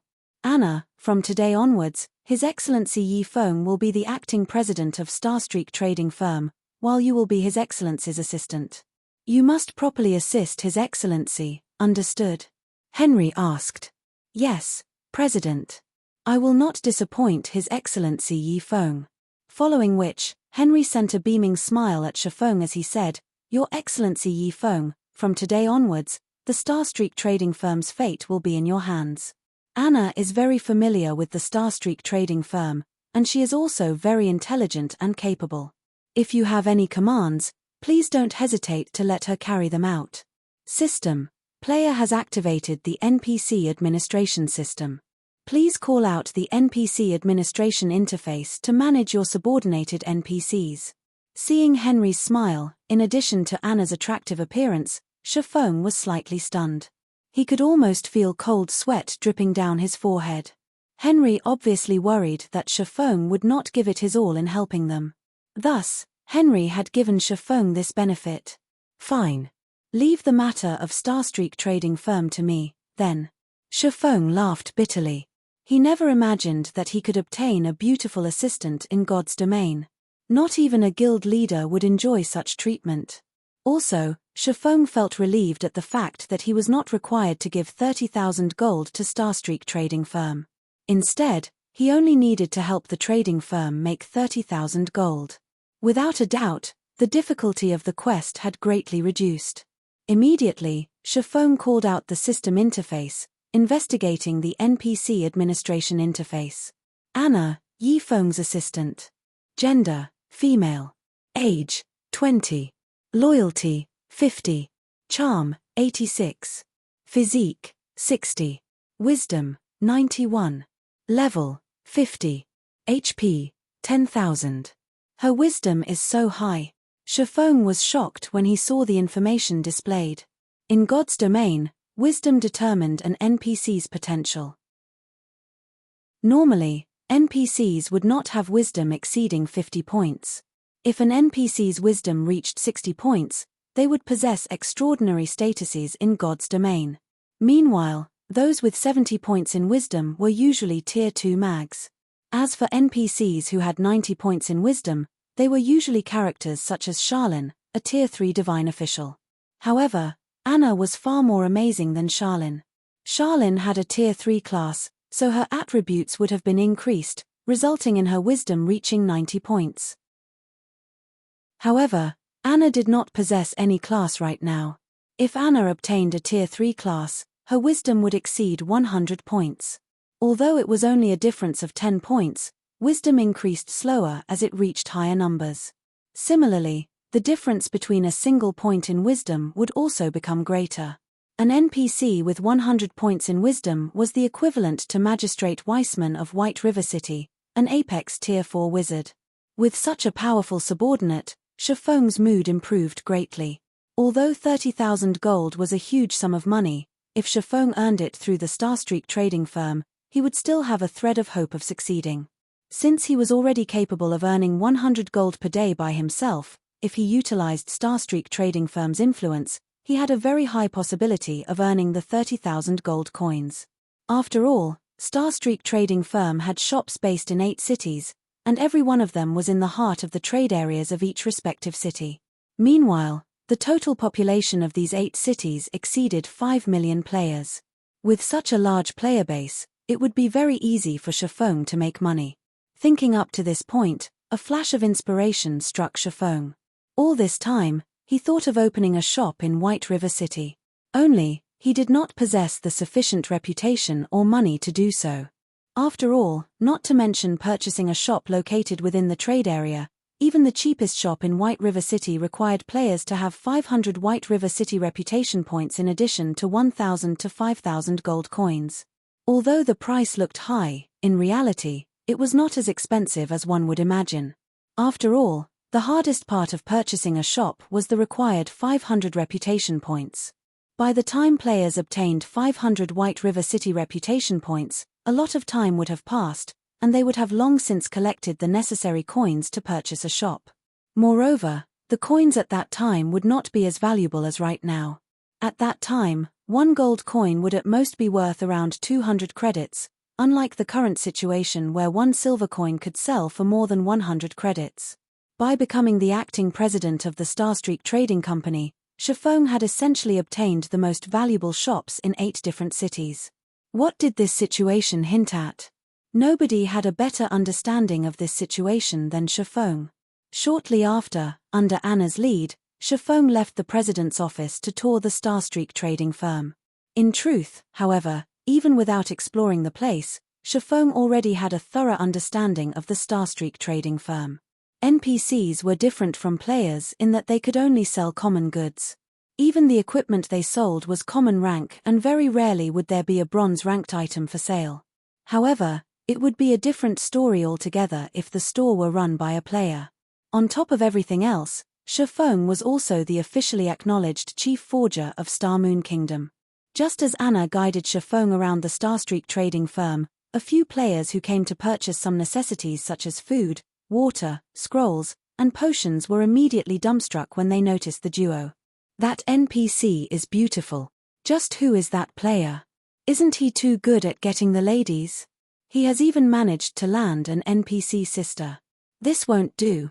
I need to convince him to teach me. The scene of Shifeng and Anna walking together immediately attracted the attention of plenty of players. In reality, Such attention wasn't just due to Anna's beauty. It was also due to the fact that Shifeng had managed to get together with a female NPC. Such a feat was far more stunning than just getting together with a beautiful female player. Countless male players glowered at Shifeng in envy. Meanwhile, this information spread throughout the forums like a storm, especially the footage of Shifeng and Anna strolling through the sales area. This footage became a sensation among players, and it allowed them to gain a new perspective on God's domain. Fortunately, Shifeng had not used his true appearance at that time. Instead, he wore the identity of Black Flame. This should be enough. Shifeng looked at the surrounding onlookers as he revealed a faint smile. The reason he had asked Anna to come out for a stroll was precisely to attract attention. He then spoke to Anna. "I've decided to change the Starstreak trading firm's business model. I wonder if that would be all right?" Anna's eyes suddenly widened in surprise. She looked at Shifeng with a confused expression as she thought, he has just taken the position as the acting president, yet he is already taking such a bold and decisive action. Is this person really a business prodigy? However, Shifeng was her boss. Moreover, President Henry had already instructed her to listen to Shifeng.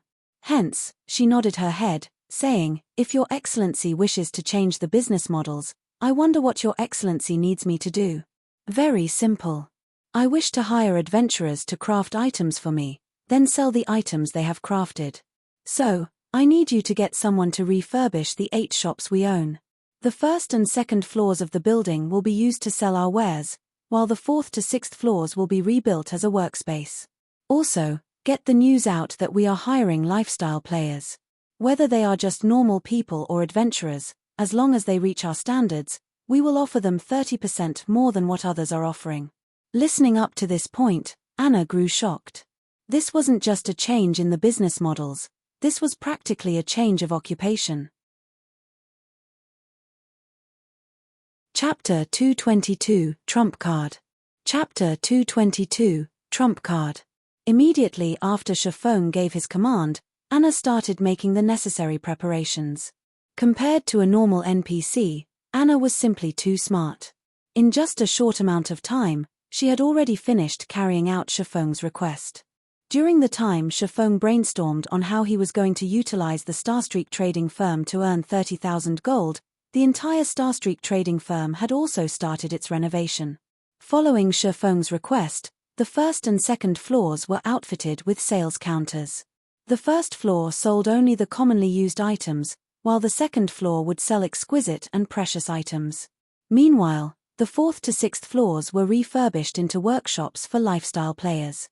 Out of those 3 floors, the 4th floor consisted of solely forging rooms, while the 5th floor consisted of potion-making rooms.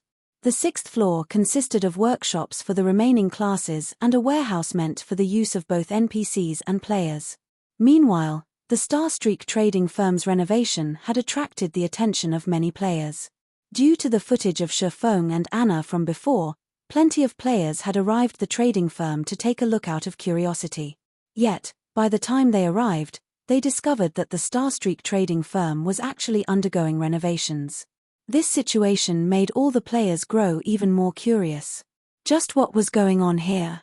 "Your Excellency Yifeng, the matter you requested has been completed. Does Your Excellency have any other instructions?" Anna spoke gently as she walked up to Shifeng, a tranquil smile on her face. "Good. How many people did you manage to recruit?" Shifeng asked. "From the 8 cities, we've recruited 245 potion makers.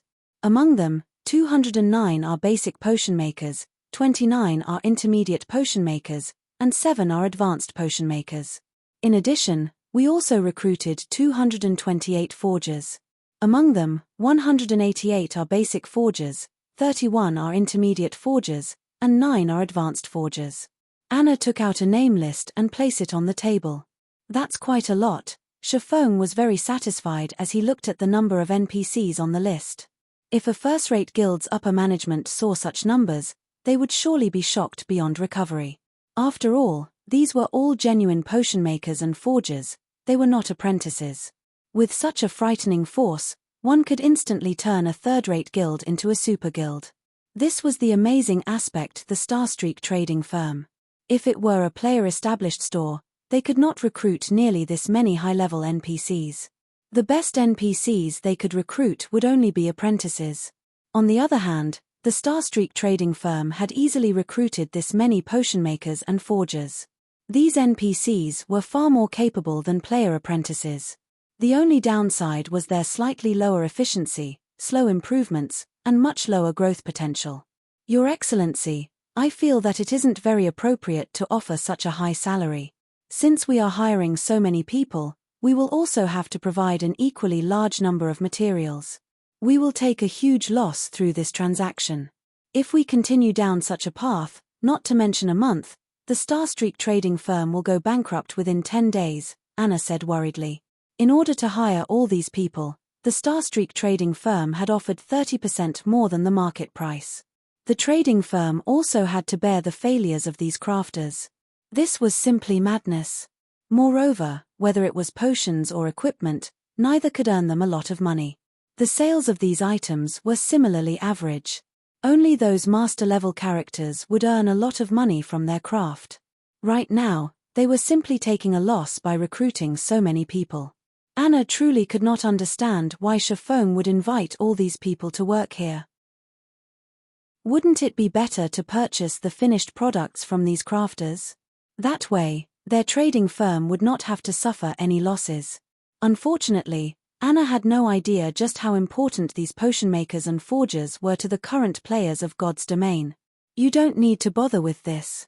The remaining thing we need is to convince the basic potion makers to continuously make the basic recovery potions and basic mana regeneration potions that they are adept at making.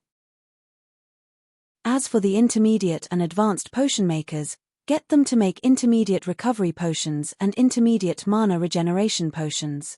For the forgers, get all of them to make only whetstones, Shifeng said with a smile. There were plenty of NPC potion makers and forgers in God's domain. Meanwhile, only players with their own shops had the right to hire these NPCs, otherwise, even when players provided the materials, these NPCs would refuse to make anything for these players. However, there was a downside to getting these NPCs to make items. Simply put, they were slow. The number of items they could craft within a day was fixed. As for the advantage, NPCs had a much higher success rate, so they did not waste as many materials as players did. Meanwhile, during the later stages of God's domain, as player-made items grew in abundance, the usefulness of these NPCs would similarly start to wane.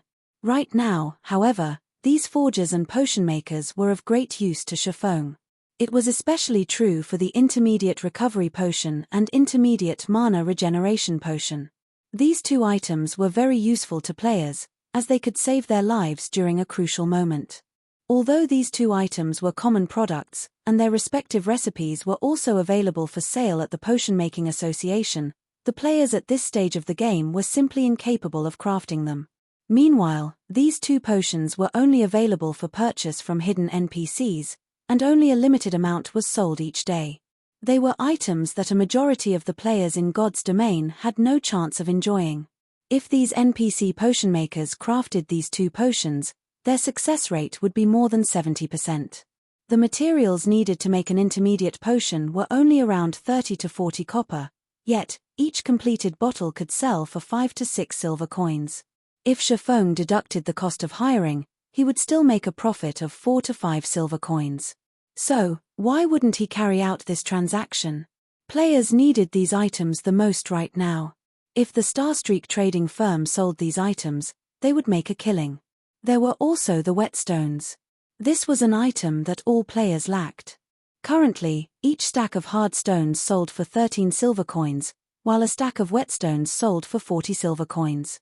When comparing the success rate of forging apprentices and an official forger, how could the former even hope to win over the latter? The only problem was materials. As the Starstreak trading firm had previously only purchased finished products from forgers and potion makers, they did not have any materials of their own stored up. Now, they needed to provide the materials for these crafters.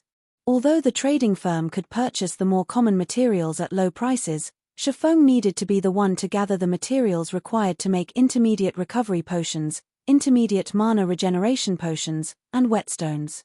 However, Shifeng was not afraid of this. The herbs needed to make the intermediate recovery potion and intermediate mana regeneration potion were not very expensive. After all, these herbs were utterly useless to players right now.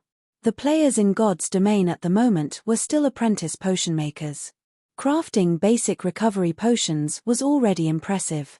Why would they bother wasting materials to make unrewarding potions?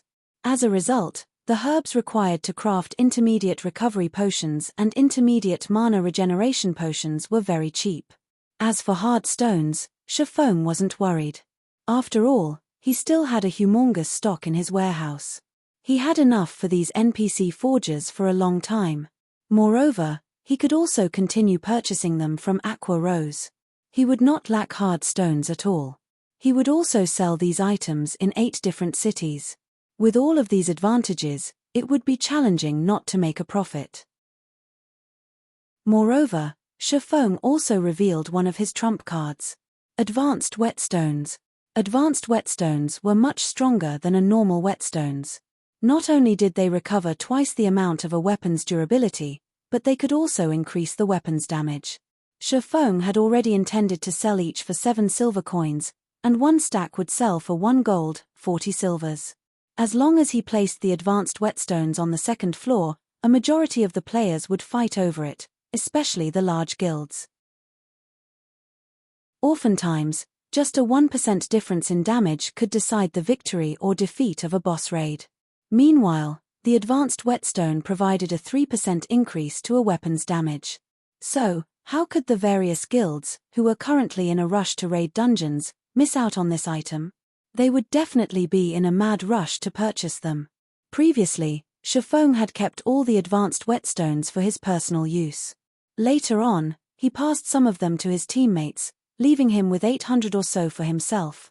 With this amount, the Starstreak trading firm should be able to last a relatively long time. However, Shifeng's plans were not limited to this.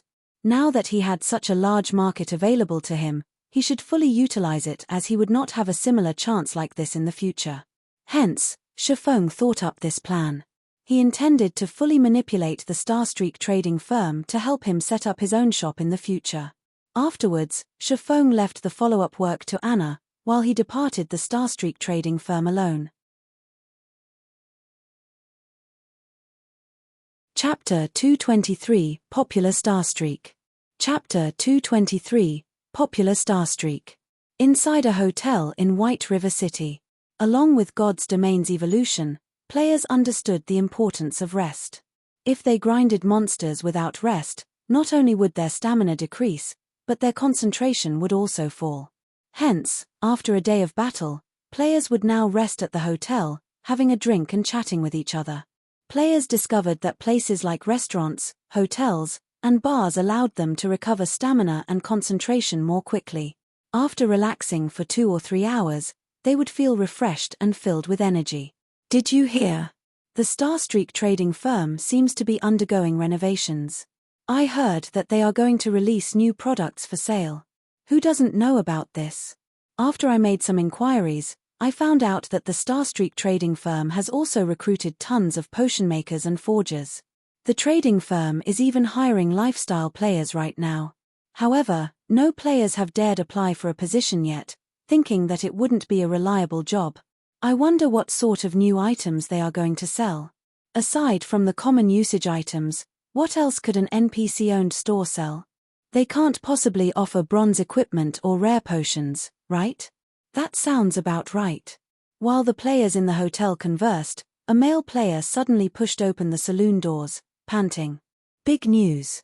Starstreak trading firm has finished its renovations and has officially opened for business, the panting ranger exclaimed to his companions loudly.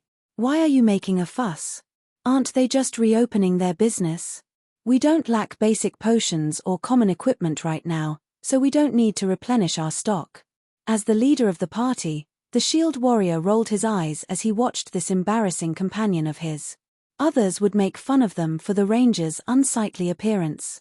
Indeed, just like the shield warrior had feared, the other players in the hotel sent belittling glances, mocking smiles on their faces. Leader, listen to me, that ranger excitedly said. I saw whetstones inside the shop. There are also intermediate recovery potions and intermediate mana regeneration potions. Moreover, the basic potions are cheaper than anywhere else. What did you say? There are whetstones.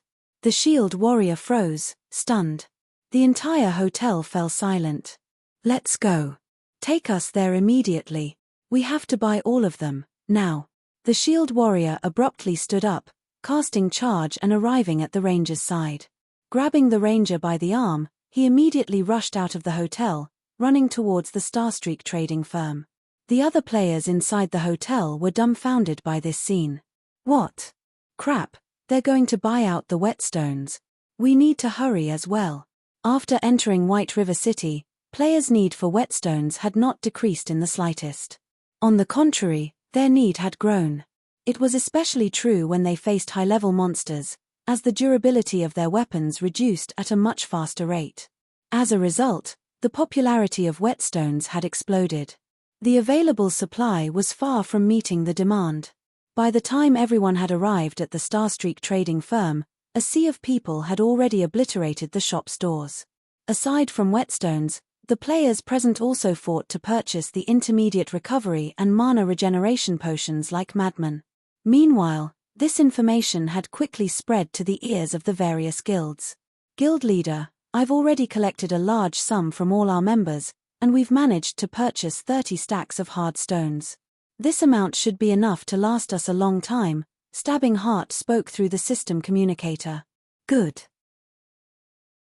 The moment the money-making team sends over the latest batch of gold coins, immediately return all the money we borrowed from our members, Cruel Sword excitedly said. Aside from the Assassins' Alliance, other guilds also frantically gathered funds. Snow, just what is happening at that Starstreak trading firm? Why would they suddenly start selling these items? Zhao Yueru wrinkled her crescent brows when she looked at the latest news that she had just received. She then said helplessly, we've already spent a lot of money to purchase our previous stock of hard stones. We don't have any money to purchase any more right now. I've heard that the Starstreak trading firm is also selling limited edition advanced whetstones right now. Rumor has it the advanced whetstones effects are at least double that of normal whetstones. In addition, it also provides a 3% damage buff. Although it is slightly more expensive, costing 7 silver coins per piece, we would have a much easier time raiding the dungeon bosses with them. Gentle Snow shook her head, a helpless expression appearing on her beautiful face as she said, under normal circumstances, NPCs would never sell these items. However, there is something strange going on. A player has created a connection with the Starstreak trading firm. I'm just wondering who could possibly achieve such a feat also, who would possess enough funding to supply so many whetstones and intermediate potions. This is simply unbelievable. Send someone to investigate this matter immediately. Recently, she had managed to raise 20 gold coins and had purchased hard stones with that money. Yet, the Starstreak trading firm now sold whetstones. She had not received any information before this incident, causing her to suffer disaster. Currently, the issue of weapon durability had caused a roadblock in their dungeon raiding progress. Everything would be too late by the time their guild's forgers managed to turn those hard stones into whetstones. Other guilds would have long since surpassed them. They needed to obtain the whetstones right this instant, especially the advanced whetstones. Meanwhile, inside an intermediate forging room in the Forging Association, Shifeng currently crafted advanced whetstones. He did so to increase his forging proficiency and earn money. The present market was not the same as before. With the Starstreak trading firm around, he could now sell the advanced whetstones he made in 8 cities. Although the advanced whetstones were somewhat expensive, players from the 8 cities would still buy them. Even if Shifeng forged advanced whetstones 24 hours a day, he still wouldn't meet the demand of the 8 cities. Currently, gold coins poured into the Starstreak trading firm's accounts with every passing moment. Shifeng did not even dare open the money system notification. Only 1 short hour had passed since Starstreak trading firm reopened, yet, already, it had earned over 300 gold coins. However, this was only the beginning. Things would become more exciting later on. Aside from making money, Shifeng's goal in making advanced whetstones was to upgrade himself to an advanced forging apprentice. If he became an advanced forging apprentice, he could learn the advanced book of magic he had obtained from Stonehammer Town. Previously, he only had White River City as the sole market for his wares. Now, however, he had 8 markets. He also did not need to foot any of the high processing fees, so he could not waste this chance. Shifeng intended to gain an impressive reputation and prestige among the 8 cities. However, the advanced whetstones alone were not enough to achieve this result. Moreover, advanced whetstones could not increase his reputation, as these things did not carry his personal mark. Only the Starstreak trading firm would gain reputation from these advanced whetstones. Most importantly, after everyone had a taste of the benefits of the advanced whetstones, they would fervently investigate how they could obtain the recipe. After all, the recipe for the advanced whetstone was not unique. Players could obtain them from multiple team dungeons. By the time Shifeng opened his own shop, he would no longer possess the advantage he had right now. Thus, he needed to become an advanced forging apprentice and learn the advanced book of magic, creating the one and only mana armor kit. Once he thoroughly spread the Black Flame Forger's reputation with the mana armor kits that only he could create, tons of players would search him out. Chapter 224 Runic Gold. Chapter 224 Runic Gold. In the quiet and steamy forging room, a deep blue flame burned brilliantly as it refined one hard stone after the next. Originally, forging advanced whetstones had a low success rate. Yet, when Shifeng made them, the process was as smooth as flowing water. Whether regarding production speed or quality, both were equally amazing, and one couldn't help but give praise when witnessing this scene. Although the repetitive task was slightly cumbersome, when Shifeng's thoughts wandered to the fact that each advanced whetstone could sell for 7 silver coins, endless motivation flowed into him. After 3 hours had passed since Shifeng started this laborious work, he had made 180 advanced whetstones. His speed could practically rival the efficiency of 3 or 4 forgers combined. Also, without noticing it, Shifeng had also recovered his previously lost level, returning from level 14 to level 15. His current leveling speed was far more efficient than grinding normal monsters. Having decided to take a short rest, Shifeng examined his current forging proficiency. It was already at 1,253 points right now. He needed 3,000 proficiency points to be promoted from an intermediate forging apprentice to an advanced forging apprentice. As long as he continued to work hard for 2 or 3 more days, he could become an advanced forging apprentice. If other players knew of Shifeng's promotion speed, they might become stupefied. After all, throughout the entire White River City region, aside from Shifeng, there was not a single intermediate forging apprentice to be found. Shifeng's forging promotion speed was monstrously fast. Based on this speed, if I focus solely on forging, I can become an advanced forging apprentice in 2 days, just in time for the next transaction with Aqua Rose. I can rake in another large sum of money from Aqua Rose. Shifeng made a rough estimation, growing excited. He greatly profited every time he met with Aqua Rose. If he could make another large sum this time, he would have mostly dealt with the matter of setting up his workshop. Later on, he only needed to think of a way to recruit a large number of players that could serve as the backbone of the guild in the future. If he wished to establish a guild with tens of thousands of members, he needed at least several hundred players to serve as the backbone of the guild. Otherwise, he could not manage so many players properly. Hence, Shifeng had decisively bought the office building to establish his workshop. It would save him the trouble of having to move to a new workshop in the future, limiting such issues related to the guild's development. D.I. Chem. Gentle Snow. When Shifeng heard the ringtone for his communicator, he discovered the caller was Gentle Snow. However, she was not looking for Yifeng, but Black Flame instead. It just so happened that Shifeng had reasons to look for Gentle Snow as well. Previously, he had intended to use the ID of Black Flame to establish the lifestyle guild, the Horizon Alliance. However, he never found the chance to do so.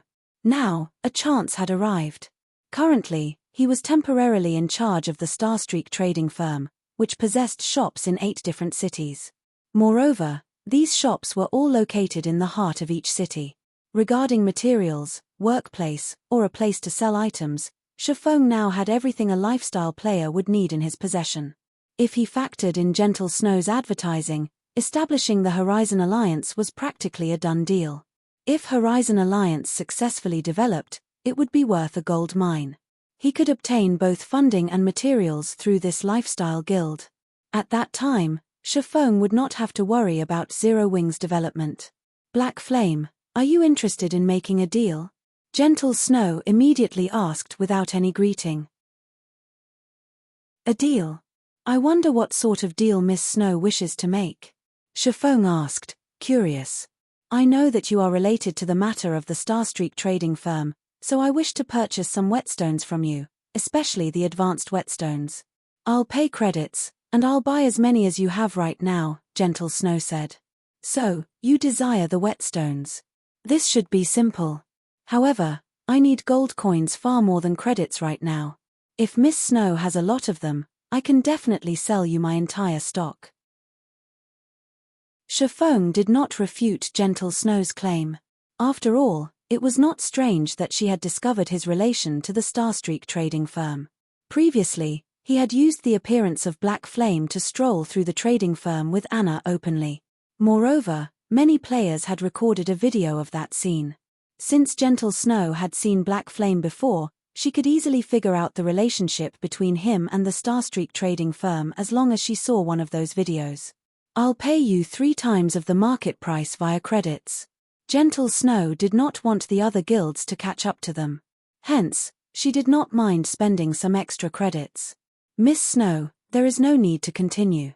You and I both know how important gold coins are right now. If you do not have the sincerity to conduct this trade, let us just forget it altogether.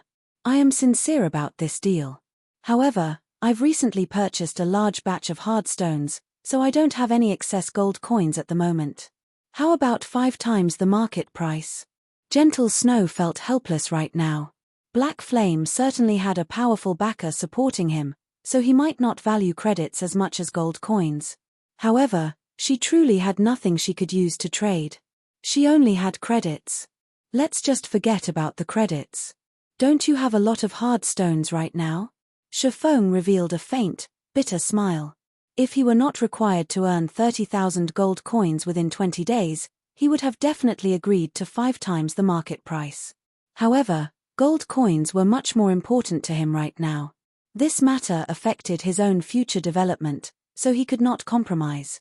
Hence, he suggested, let's exchange using hard stones, then. Exchange? Gentle Snow's beautiful face froze. Stunned, she asked, what will the ratio of exchange be? That will depend on you. For the normal whetstones, it will be a 1-to-4 ratio. As for the advanced whetstones, I require a 1-to-9 ratio, Shifeng stated calmly. Fine. However, I want only advanced whetstones. Moreover, I want to conduct the trade immediately. After giving the matter some thought, Gentle Snow felt that this exchange seemed reasonable. However, Gentle Snow inwardly cursed at Shifeng for being too hateful. It is as expected of the chief forger of Star Moon Kingdom. If she allowed the forgers in her guild to make whetstones right now, they could produce 1 whetstone with every 4 or 5 hard stones.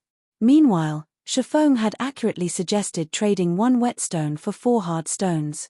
The result of this exchange was just slightly better than the result the forgers in her guild could produce. So, Gentle Snow agreed to trade the majority of their stock of hard stones for advanced whetstones, leaving the remainder for the forgers in her guild to increase their forging proficiency. Alright, then. Look for an NPC named Anna once you arrive at the Starstreak trading firm. She will conduct the exchange immediately, Shifeng instructed, chuckling. Soon after, Shifeng disconnected the call, resuming his production of advanced whetstones. Shifeng's trade with Gentle Snow was only a small interlude. After Gentle Snow had exchanged 4 stacks of advanced whetstones with Anna, under Shifeng's instructions, Anna made the exchange mechanism open to the public. The exchange ratio was the same as he previously mentioned to Gentle Snow. As a result, Many players who lacked the money to purchase whetstones started frantically exchanging their hard stones. They no longer needed forging apprentices to rip them off. With this, not only could the Starstreak trading firm deal with its material supply issue, but it could also make a profit from this exchange. This scene caused many lifestyle players to have second thoughts about applying to work at the trading firm. 2 days later. System. Congratulations. You are the first player to be promoted to an advanced forging apprentice. Obtained 200,000 EXP rewarding 5 runic gold. Finally. Still, the system is really generous this time. To think it would even give me a rare item like runic gold. Shifeng involuntarily smiled when he saw the system rewards. Runic gold could increase the forging success rate of an item by 10%. Simultaneously, it would have a chance to upgrade the rank of the forged item by 1. Unlike runic steel, which could only upgrade an item's quality to a maximum of fine gold rank, runic gold could increase an item's quality up to dark gold rank. Chapter 225. Shifeng's joy focused on the promotion to an advanced forging apprentice. Mana armor kit. Ever since his forging proficiency had weakened, forging could receive a reward of 200,000. Many of the players that had just entered a virtual reality by the scene they were at the time. They never imagined that such benefits made to be available in the real world were only offering annual longer items 5,500 or so when there was only a 40% chance of obtaining one. On the other hand, along with rare intermediate recovery and mana chance further decreased compared to other shops in White River. After spending 2 days forging away, the finally managed to earn the promotion to an advanced forging apprentice. The Starstreak trading after becoming an advanced forging apprentice had Shifeng immediately retrieved this item had become the Starstreak trading firm's signature item without hesitation. Tyrannic action suddenly a golden glow surrounded such an independent player within Shifeng's mind to join the knowledge obtained to develop the magic armor in the 8 cities it occupied. During these 2 days, aside from continuously defeating advanced players no longer visited or had snatched away only one first clear away from lone tyrant's body during the day really a need incidentally giving. He also wore that office building was really concentrating his work when Dark Meanwhile, Shifeng had to pay a total of 60 million. They had actually managed to annex more than 10 unrated 20 million such short amount of time. While he would pay the remaining 10 million each guild would have at least forming an entirely new had also earned over 10 million credits from selling the White River City region. He used 5 million or so second merchants various guilds and incorporated other in a single go with his workshop. They all increased the tree way they often time to attend the university strong enough to carry members into their guilds. Although Darkstar was very powerful, they also increased their speed of an bound Shadow's head no more than a joke. The unrated workshop facility they started normal alliances to resist tranquilization destroyed they could not continue mingling in White River City. However, White River City, which originally had hundreds of guilds contending with each other for supremacy, in a situation where everyone else had yet to familiarize themselves with gods contended with each other. Shifeng already had 10 years worth of experience unrated guilds coming together to form one large guild would not greatly affect Lone Tyrant and the current first-ranked player on the ranking list. The main reason this merger frightened these powerful guilds was the guild at its core. During the time it was none other than the top cooped up inside an intermediate forging room producing advanced whetstones. Darkstar had already recovered to level 16. Lone Tyrant had suddenly become head of Lone Tyrant regarding EXP, while the previous guild leader had been chased out of his own current level and equipment. Originally, Darkstar already had Lone Tyrant powerhouse head on from first on the ranking list. So they also managed to obtain be afraid of Darkstar of several hard mode team dungeons. However, previously, could not they had even competed against the Assassin's Alliance within supremacy in White River City. There was nobody in White River City due to lacking a provoke a tyrannic tiger like They could not grow any stronger within a short time. Darkstar had too many members. Lone Tyrant had become the guild bankrupt if not only had Darkstar annexed a large number of guilds, not to mention but they had also managed coins or credits. Quite a few hidden experts. Shifeng was sorely in need of both. Just a short time after the merger, Darkstar chose to ignore Darkstar and 2 hard mode team focus on his own matters, and one of them was even the first clear of a 20-man hard mode team to normal armor kits. As a result, mana armor kits were far more powered once again. Aside from providing additional defense, the Assassin's Alliance, normal armor kits might have already provided a small bonus to attributes. Currently, on the other hand, Darkstar's influence in White River City could rival that of a first-rate guild. Moreover, They Mana had become armor one of kits the could be tyrants equipped of on white both plate plate and and cloth armor. On another note, The materials for reasons needed to unknown, produce them the were first also thing very Lone basic. Tyrant did after No he unified expensive those or rare unrated materials guilds were was to place a necessary at bounty all. on Shifeng's Basic head. mana armor Moreover, kit. the bounty Materials he set was rather required generous. 10 copper or as long as 3 someone bronze could kill or Shifeng 1 to basic level 0, recovery potion he would or immediately 1 basic reward the mana person regeneration responsible with potion 5 million can be credits crafted and an into elder either position in physical Dark or Star. magical basic armor kit. Bound to character after equipping. Basic physical armor kit. Defense plus 80. Strength plus 3, endurance plus 4, agility plus 3. Maximum binding limit per character, 3, can only be bound to level 10 equipment or above. Basic magical armor kit. Defense plus 30. Intelligence plus 3, endurance plus 4, vitality plus 3. Maximum binding limit per character, 3, can only be bound to level 10 equipment or above. Intermediate mana armor kit. Materials required, 15 iron ore, 5 fine iron ore, 1 intermediate recovery potion or 1 intermediate mana regeneration potion. Can be crafted into either physical or magical intermediate armor kit. Bound to character after equipping. Intermediate physical armor kit. Defense plus 200. Strength plus 10, endurance plus 12, agility plus 10. Maximum binding limit per character, 3. Can only be bound to level 25 equipment or above. Intermediate magical armor kit. Defense plus 60. Intelligence plus 10, endurance plus 12, vitality plus 10. Maximum binding limit per character, 3, can only be bound to level 25 equipment or above. Advanced mana armor kit. Materials required, 20 silver or 8 mithril ore, 2 advanced recovery potion or 2 advanced mana regeneration potion. Can be crafted into either physical or magical advanced armor kit. Bound to character after equipping. Advanced physical armor kit. Defense plus 400. Strength plus 30, endurance plus 40, agility plus 30. Maximum binding limit per character, 3, can only be bound to level 50 equipment or above. Advanced magical armor kit. Defense plus 150. Intelligence plus 30, endurance plus 40, vitality plus 30. Maximum binding limit per character, 3, can only be bound to level 50 equipment or above. As long as a player bound 3 mana armor kits to their equipment, they would have the equivalent of an additional piece of precious equipment. Whether in a normal battle or dungeon raid, the mana armor kits would provide an immense improvement to a player. Who could resist such an enticing item? Chapter 226, Attracted by Fame. Chapter 226, Attracted by Fame. On a street located in the heart of the trade area, a man hiding himself under a hooded cloak hurriedly walked into the tall building, the Starstreak trading firm, by the roadside. Due to its raging popularity, there were plenty of players entering and leaving the Starstreak trading firm. Moreover, players who wore cloaks were common at the trading firm, so the hurried man did not attract the attention of other players. However, if one observed carefully, they would discover 2 exquisite long swords strapped to his back. Of the 2 swords, one released a faint glow that resembled a black flame, while the other released a green stream of light. One could easily tell that these 2 swords were extraordinary items.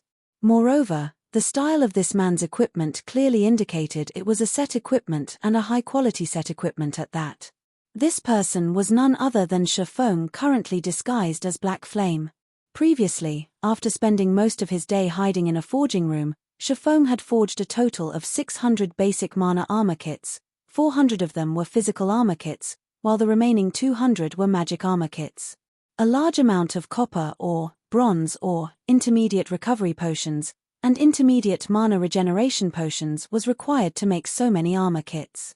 Fortunately, Shifeng had these materials in spades. With the Philosopher's Stone, Shifeng could refine stones into ores. There was no need for him to purchase any at all. As for basic potions, he simply needed to spend some money to purchase a large stock of them. However, when compared to the value of the basic mana armor kits, the cost of these potions was practically negligible. Shifeng had even resolved the issue of production success rate, which was the most troublesome factor when producing the basic mana armor kits.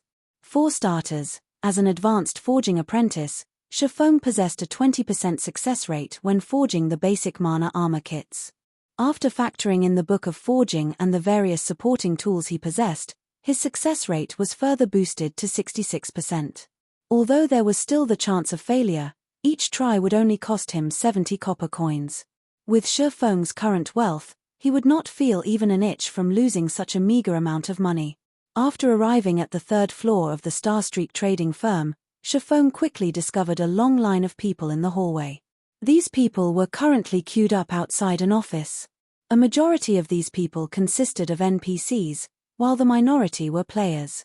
Hey, do you know what first come, first served means? You mannerless brute. You actually dare break the rules that Lady Anna has set. Bro, you sure have guts, huh? Aren't you afraid of Goddess Anna kicking you out?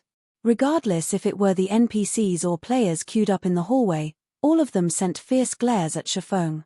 However, their anger did not stem from their hatred of meeting Shifeng for the first time. Instead, they were afraid of Shifeng's rudeness earning the ire of Lady Anna. They had been painstakingly waiting to meet Lady Anna for a long time now. If Lady Anna chased all of them away in a fit of rage, it would be a tragedy. What are you guys queuing for? Shifeng asked curiously. Shifeng casually glanced at the people queued up in the hallway. Just from a rough estimate, there should be over 200 people present. This was in no way a small number. Moreover, looking at how all of these people referred to Anna as Lady Anna or Goddess Anna with both admiration and respect, Shifeng couldn't help but grow astonished. You dare come here without even knowing this? Everyone immediately rolled their eyes at Shifeng. They looked at Shifeng as if he was a noob, their gazes filled with disdain. The Starstreak trading firm is currently hiring a large number of forgers and potion makers. If we're chosen and can work for Starstreak, we will enjoy a private workshop all to ourselves. Moreover, the trading firm will provide us with an endless supply of materials. If we perform well, the trading firm will even reward us with our very own private research room and provide us with all the materials we need to carry out our research. In other words, as long as we can become a forger or potion maker of Starstreak trading firm, both money and fame will be available for our picking. Speaking up to this point, everyone couldn't help but sigh incessantly. They felt great envy towards those who had already become forgers and potion makers of the Starstreak trading firm. However, when a female player suddenly walked out from the office with a disappointed look on her face, everyone's mood immediately dampened. Due to Starstreak growing more and more famous, the number of NPCs and players who wished to join the trading firm had also grown explosively. Hence, the test's difficulty had also been increased. It was no longer as easy as the trading firm's initial recruitment. How many consecutive eliminations have that been already? I think this should be the 7th. The test is becoming more and more challenging. Previously, 1 of every 5 applicants would succeed. Now, only 1 out of 8 succeed. I wonder what the chances will be when it is my turn. The people queued near the back started growing anxious. Anna sure is strict. Shifeng revealed a bitter smile. Although having such strict selection criteria wasn't a problem, players were still fundamentally different from NPCs. Especially for players who were timid and introverted, it was a little extreme to reject them after undergoing only a single test. Cream Coco, the female player who had just walked out from Anna's office, was one such example. In the past, Cream Coco was a genius forger who had the title as one of the 10 great master forgers of Star Moon Kingdom, and Shifeng was fully intent of recruiting her into his guild in this life. He did not think that, shortly after Cream Coco had left the Assassin's Alliance, she would immediately come to Starstreak, only to be rejected once more. Fortunately, Shifeng had made a trip to Starstreak trading firm. Otherwise, he would similarly be shedding tears of regret with Cruel Sword. Another failure. Where am I supposed to head to now? At this moment Cream Coco wore a dejected expression. Previously, she had been chased out of the Assassin's Alliance due to her production success rate being overly low. Now, Starstreak trading firm had also rejected her. After these consecutive failures, she no longer knew where she should head. Am I really not cut out for forging? Maybe I should go adventuring and fight like the other players. However, I am a sports idiot. How am I supposed to fight like the others? Hello. Are you here to apply for a job at Starstreak Trading Firm? Shifeng asked, blocking Cream Coco's path. Cream Coco nodded as she glanced at Shifeng. Currently, she did not have the mood at all to pay any attention to a stranger. Are you interested in taking another test? Shifeng asked with a smile. Shock flashed in Cream Coco's eyes. Immediately, she lifted her head and focused on Shifeng. For a moment, she had even thought that Shifeng was one of Starstreak's personnel. However, when she failed to find the Starstreak Trading Firm's emblem on Shifeng's clothing, she couldn't help but feel disappointed. Ha ha ha. Who do you think you are? Starstreak's president? Can you let someone, who has already been rejected, take the test again? If you wish to pretend, at least think of the time and place. Look at where you are at right now. At the very least, you should get a Starstreak emblem before putting up your act. A tall and beautiful cleric sneered as she sent a disdainful gaze at Shifeng. However, Shifeng did not get angry at this girl's provocation. Instead, he used observing eyes on this tall beauty. Melancholic smile. Level 10. Cleric. Seeing this name, Shifeng was shocked. Although not as famous as Cream Coco, Melancholic Smile, the tall beauty of a cleric before him, was also one of Starmoon Kingdom's future master forgers. Shifeng truly did not think that the Starstreak Trading Firm could be so attractive as to lure two future master forgers. My bad, I forgot to introduce myself. I am. Just as Shifeng was about to introduce himself, Anna suddenly walked out from the office as she called for the next batch of interviewees. However, the moment her eyes spotted Shifeng, she hurriedly walked over to Shifeng in a panic. Meanwhile, everyone else revealed ridiculing smiles as they watched Shifeng. They fully intended to enjoy the show that was about to play out. You've humiliated yourself big time, now. Shifeng actually dared pretend to be Starstreak Trading Firm personnel. Now that he had been caught in the act, he would definitely be shown the way out. Your Excellency, this subordinate is extremely sorry for this. I did not think that these people would disturb you. I will immediately send them away. Anna glared at Cream Coco and Melancholic Smile, hurriedly apologizing to Shifeng.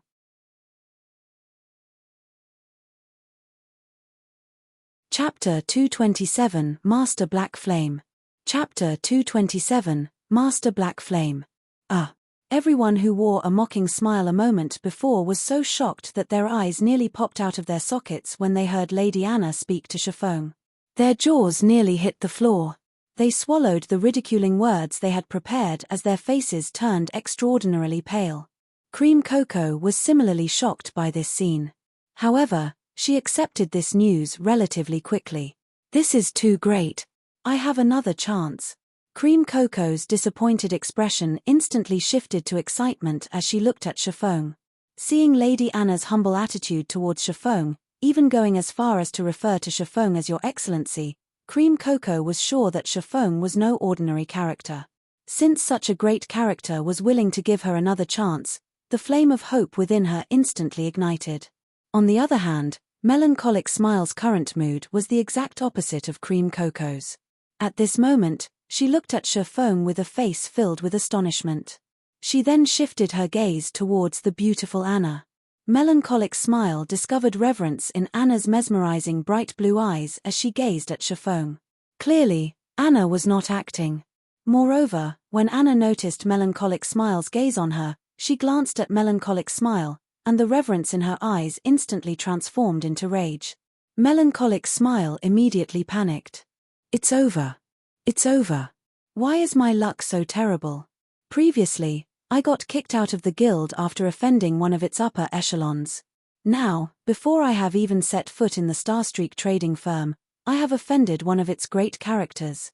Melancholic Smile's thoughts were chaotic, and her heart was distraught. She did not know how she should explain herself to Lady Anna to get out of this mess.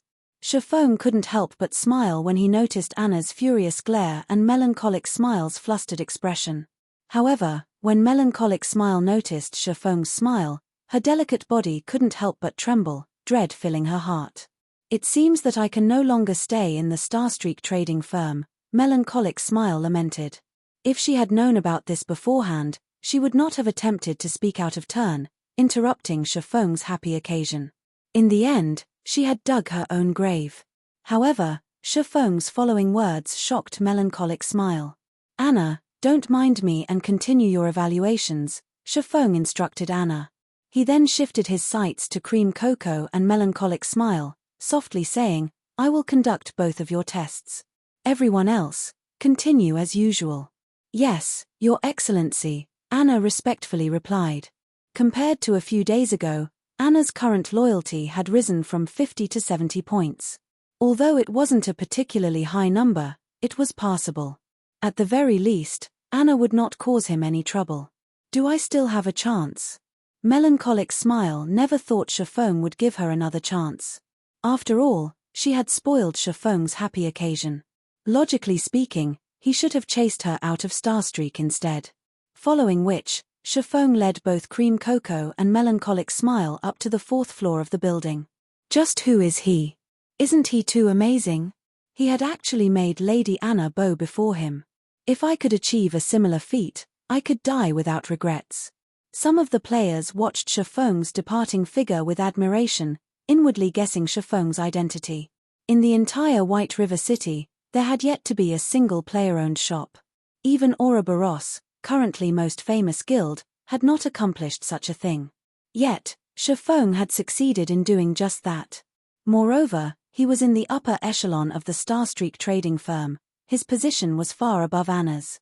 So, how could this piece of news not be shocking? Just how powerful of a backer must Shifeng have to cooperate with the Starstreak trading firm? Meanwhile, when some of the male players saw Shifeng leading away both Cream Cocoa and melancholic smile, they inwardly cursed and called him an animal.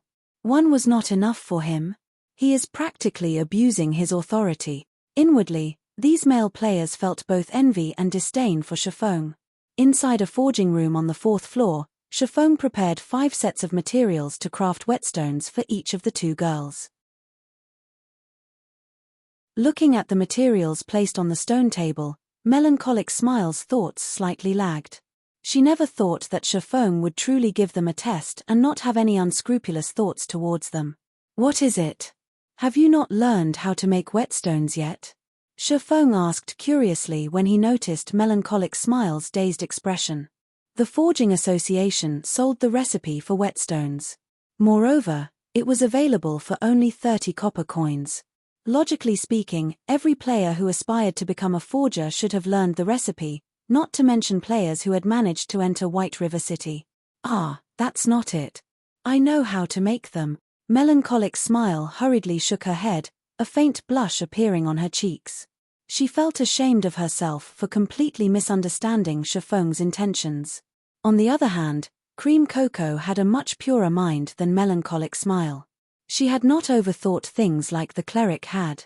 However, she was still extremely nervous at the thought of having to make a whetstone in front of Shifeng.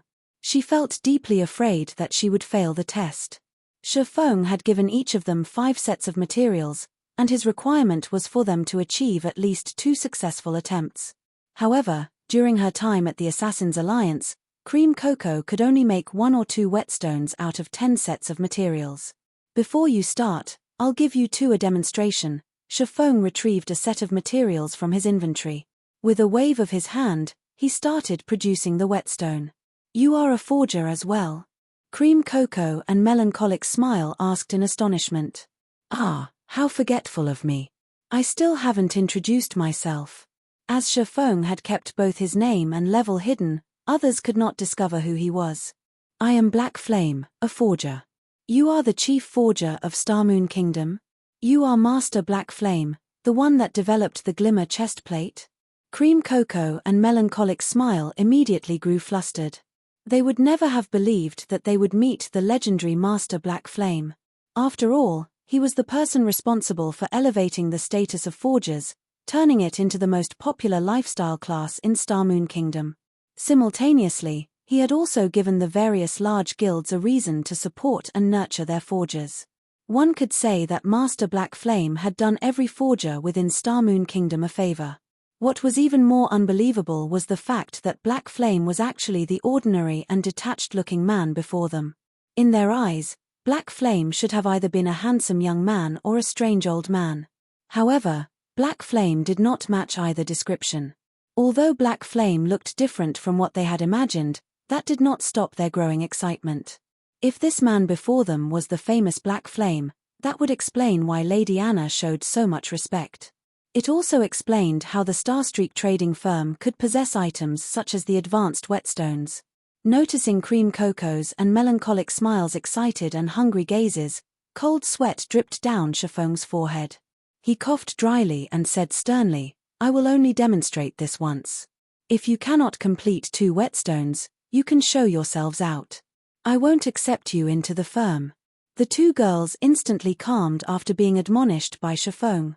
Afraid that they would miss out on something, they both heightened their concentration as they watched Shifeng's hands.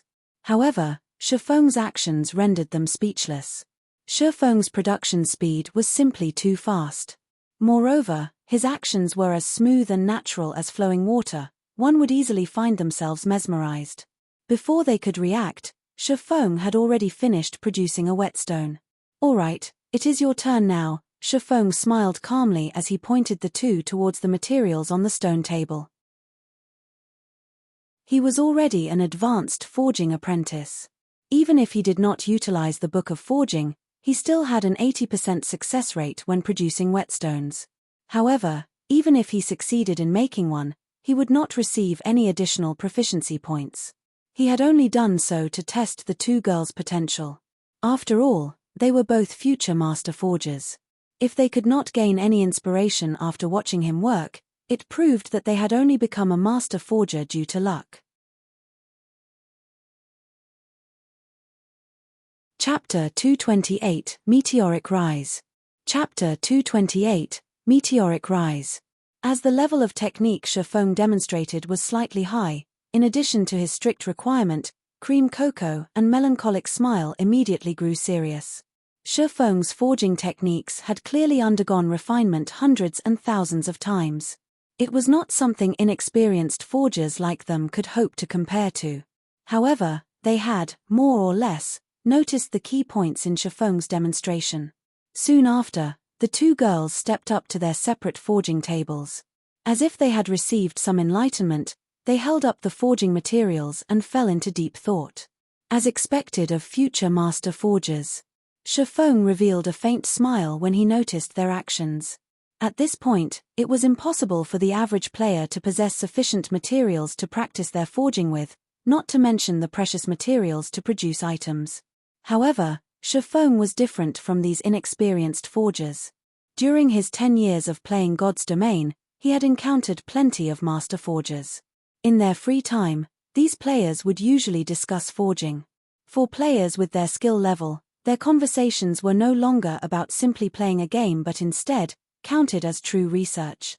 Shifeng had experienced many such conversations. Coupling that knowledge with an endless supply of materials to use as practice, he had naturally learned the craft fairly quickly. However, in terms of talent, Shifeng was far from being a match of the girls currently before him. After all, at the end of the day, Shifeng was still a player more suited to battle and adventure. The only thing he could do was combine the knowledge he had gained from listening to those masters with his own understanding of forging techniques and display it. Although it would not be of great help, it would be enough as long as they could realize their own deficiencies. At this stage of the game, a majority of the players had a relatively high success rate when producing whetstones. They should have at least a 40% success rate. They should be able to produce 2 whetstones out of 5 sets of materials. If they had passable techniques, it wouldn't be unusual if they could even produce 3. However, a majority of the players at this stage could only produce 1 whetstone out of 5 attempts. Although the forging rooms in the Starstreak trading firm were not comparable to the intermediate forging rooms in the Forging Association, they should still be much better than the basic forging rooms.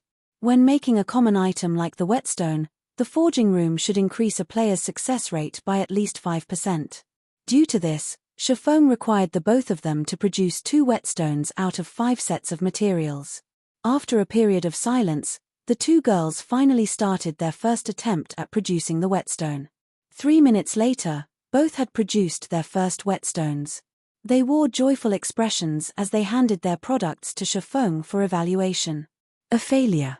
The same goes for this one. Shifeng shook his head after he checked the information on the two items. Both whetstones were of poor quality, and they yielded 0 effects when used. Cream Cocoa and Melancholic Smile were both disappointed by these results. They knew they did not have many chances remaining. If they did not produce 2 whetstones out of the remaining 4 sets of materials, without a doubt, they would be chased out of the trading firm. After experiencing failure on their first try, the two girls spent more time reflecting before their second attempt. After reflecting for more than 10 minutes, the next action the two girls took astonished Shifeng. Within a single breath, the two had used up all 4 sets of materials. Moreover, their production speed was much faster than before. After producing all 4 whetstones, the two smiled at each other. They then placed their completed whetstones on the table, awaiting Shifeng's evaluation. You two have really surprised me. Out of 4 pieces, both of you actually managed 3 successes. Shifeng couldn't help his shock when he looked at the information displayed before him. Very good. From today onwards, you two are officially members of the Horizon Alliance. Here is the contract. If there aren't any problems, just sign it. Horizon Alliance. It isn't the Starstreak trading firm? Cream Cocoa and Melancholic Smile were confused when they took a look at the contract. After all, their goal in coming here had been to join the wealthy and powerful Starstreak trading firm. However, after they read the contract, they discovered that the benefits stated were abnormally good. Even Cream Cocoa, who had come from the Assassins Alliance, found the offer quite attractive. After all, not only would they be provided with limitless materials and forging designs, but they would also obtain 15% of the profits once the item sold. They would also earn a minimum monthly salary of 2,000 credits. On the other hand, the other guilds only provided their forgers with 5% of the profits and a low monthly salary. The materials these guilds provided were also very limited. Under normal circumstances, the best materials would be given to the forgers with better techniques, leaving remaining forgers wanting. I can't reveal what kind of relationship the Horizon Alliance has with the Starstreak trading firm. However, I can tell you one thing: the Horizon Alliance is a lifestyle guild. It is not like your usual adventure and battle guild, and lifestyle players will be the core of this guild.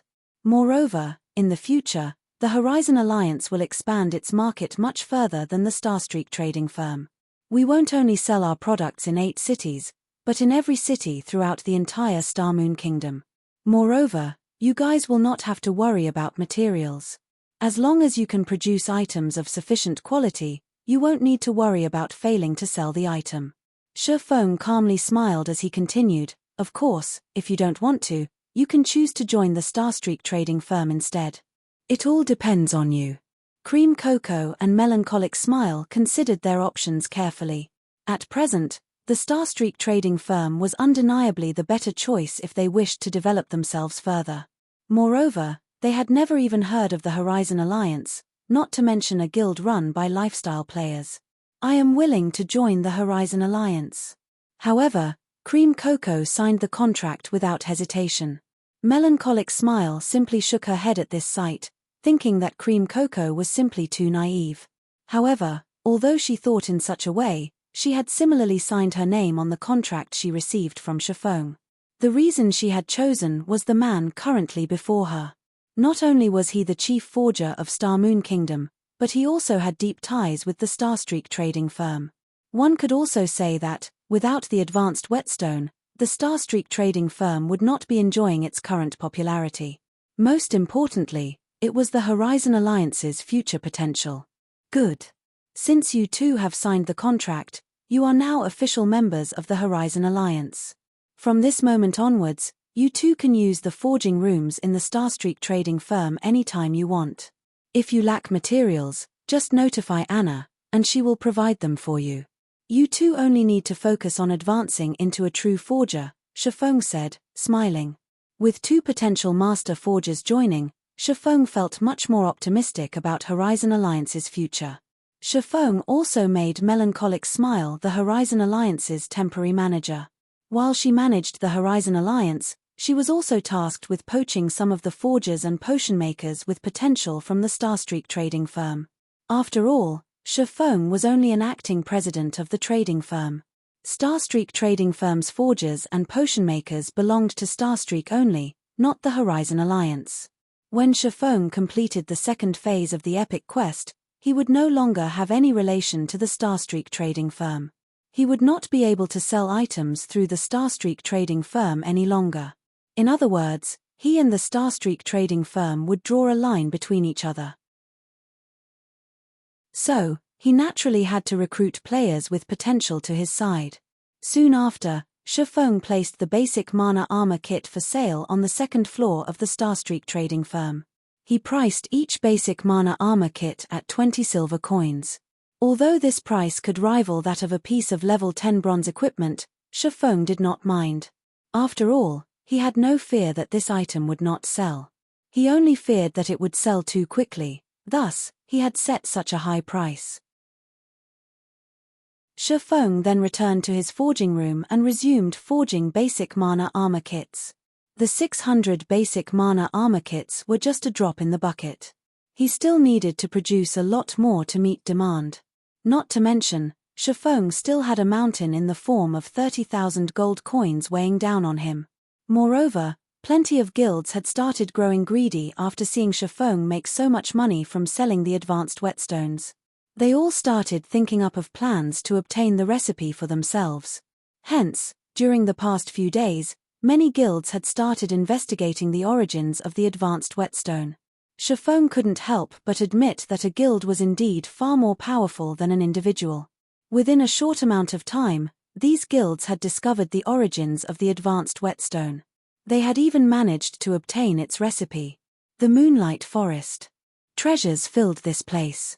Aside from having plenty of treasure chests and field bosses, the drop rate for gemstones here was much higher than other maps. The various large guilds in White River City had long since regarded the Moonlight Forest as a cash machine. On the other hand, independent players had no share of these bountiful resources. Guild leader, the intermediate forging apprentices in our guild have successfully produced advanced whetstones. The intermediate apprentice potion makers have also managed to produce intermediate recovery potions and intermediate mana regeneration potions, a ranger reported. Very good.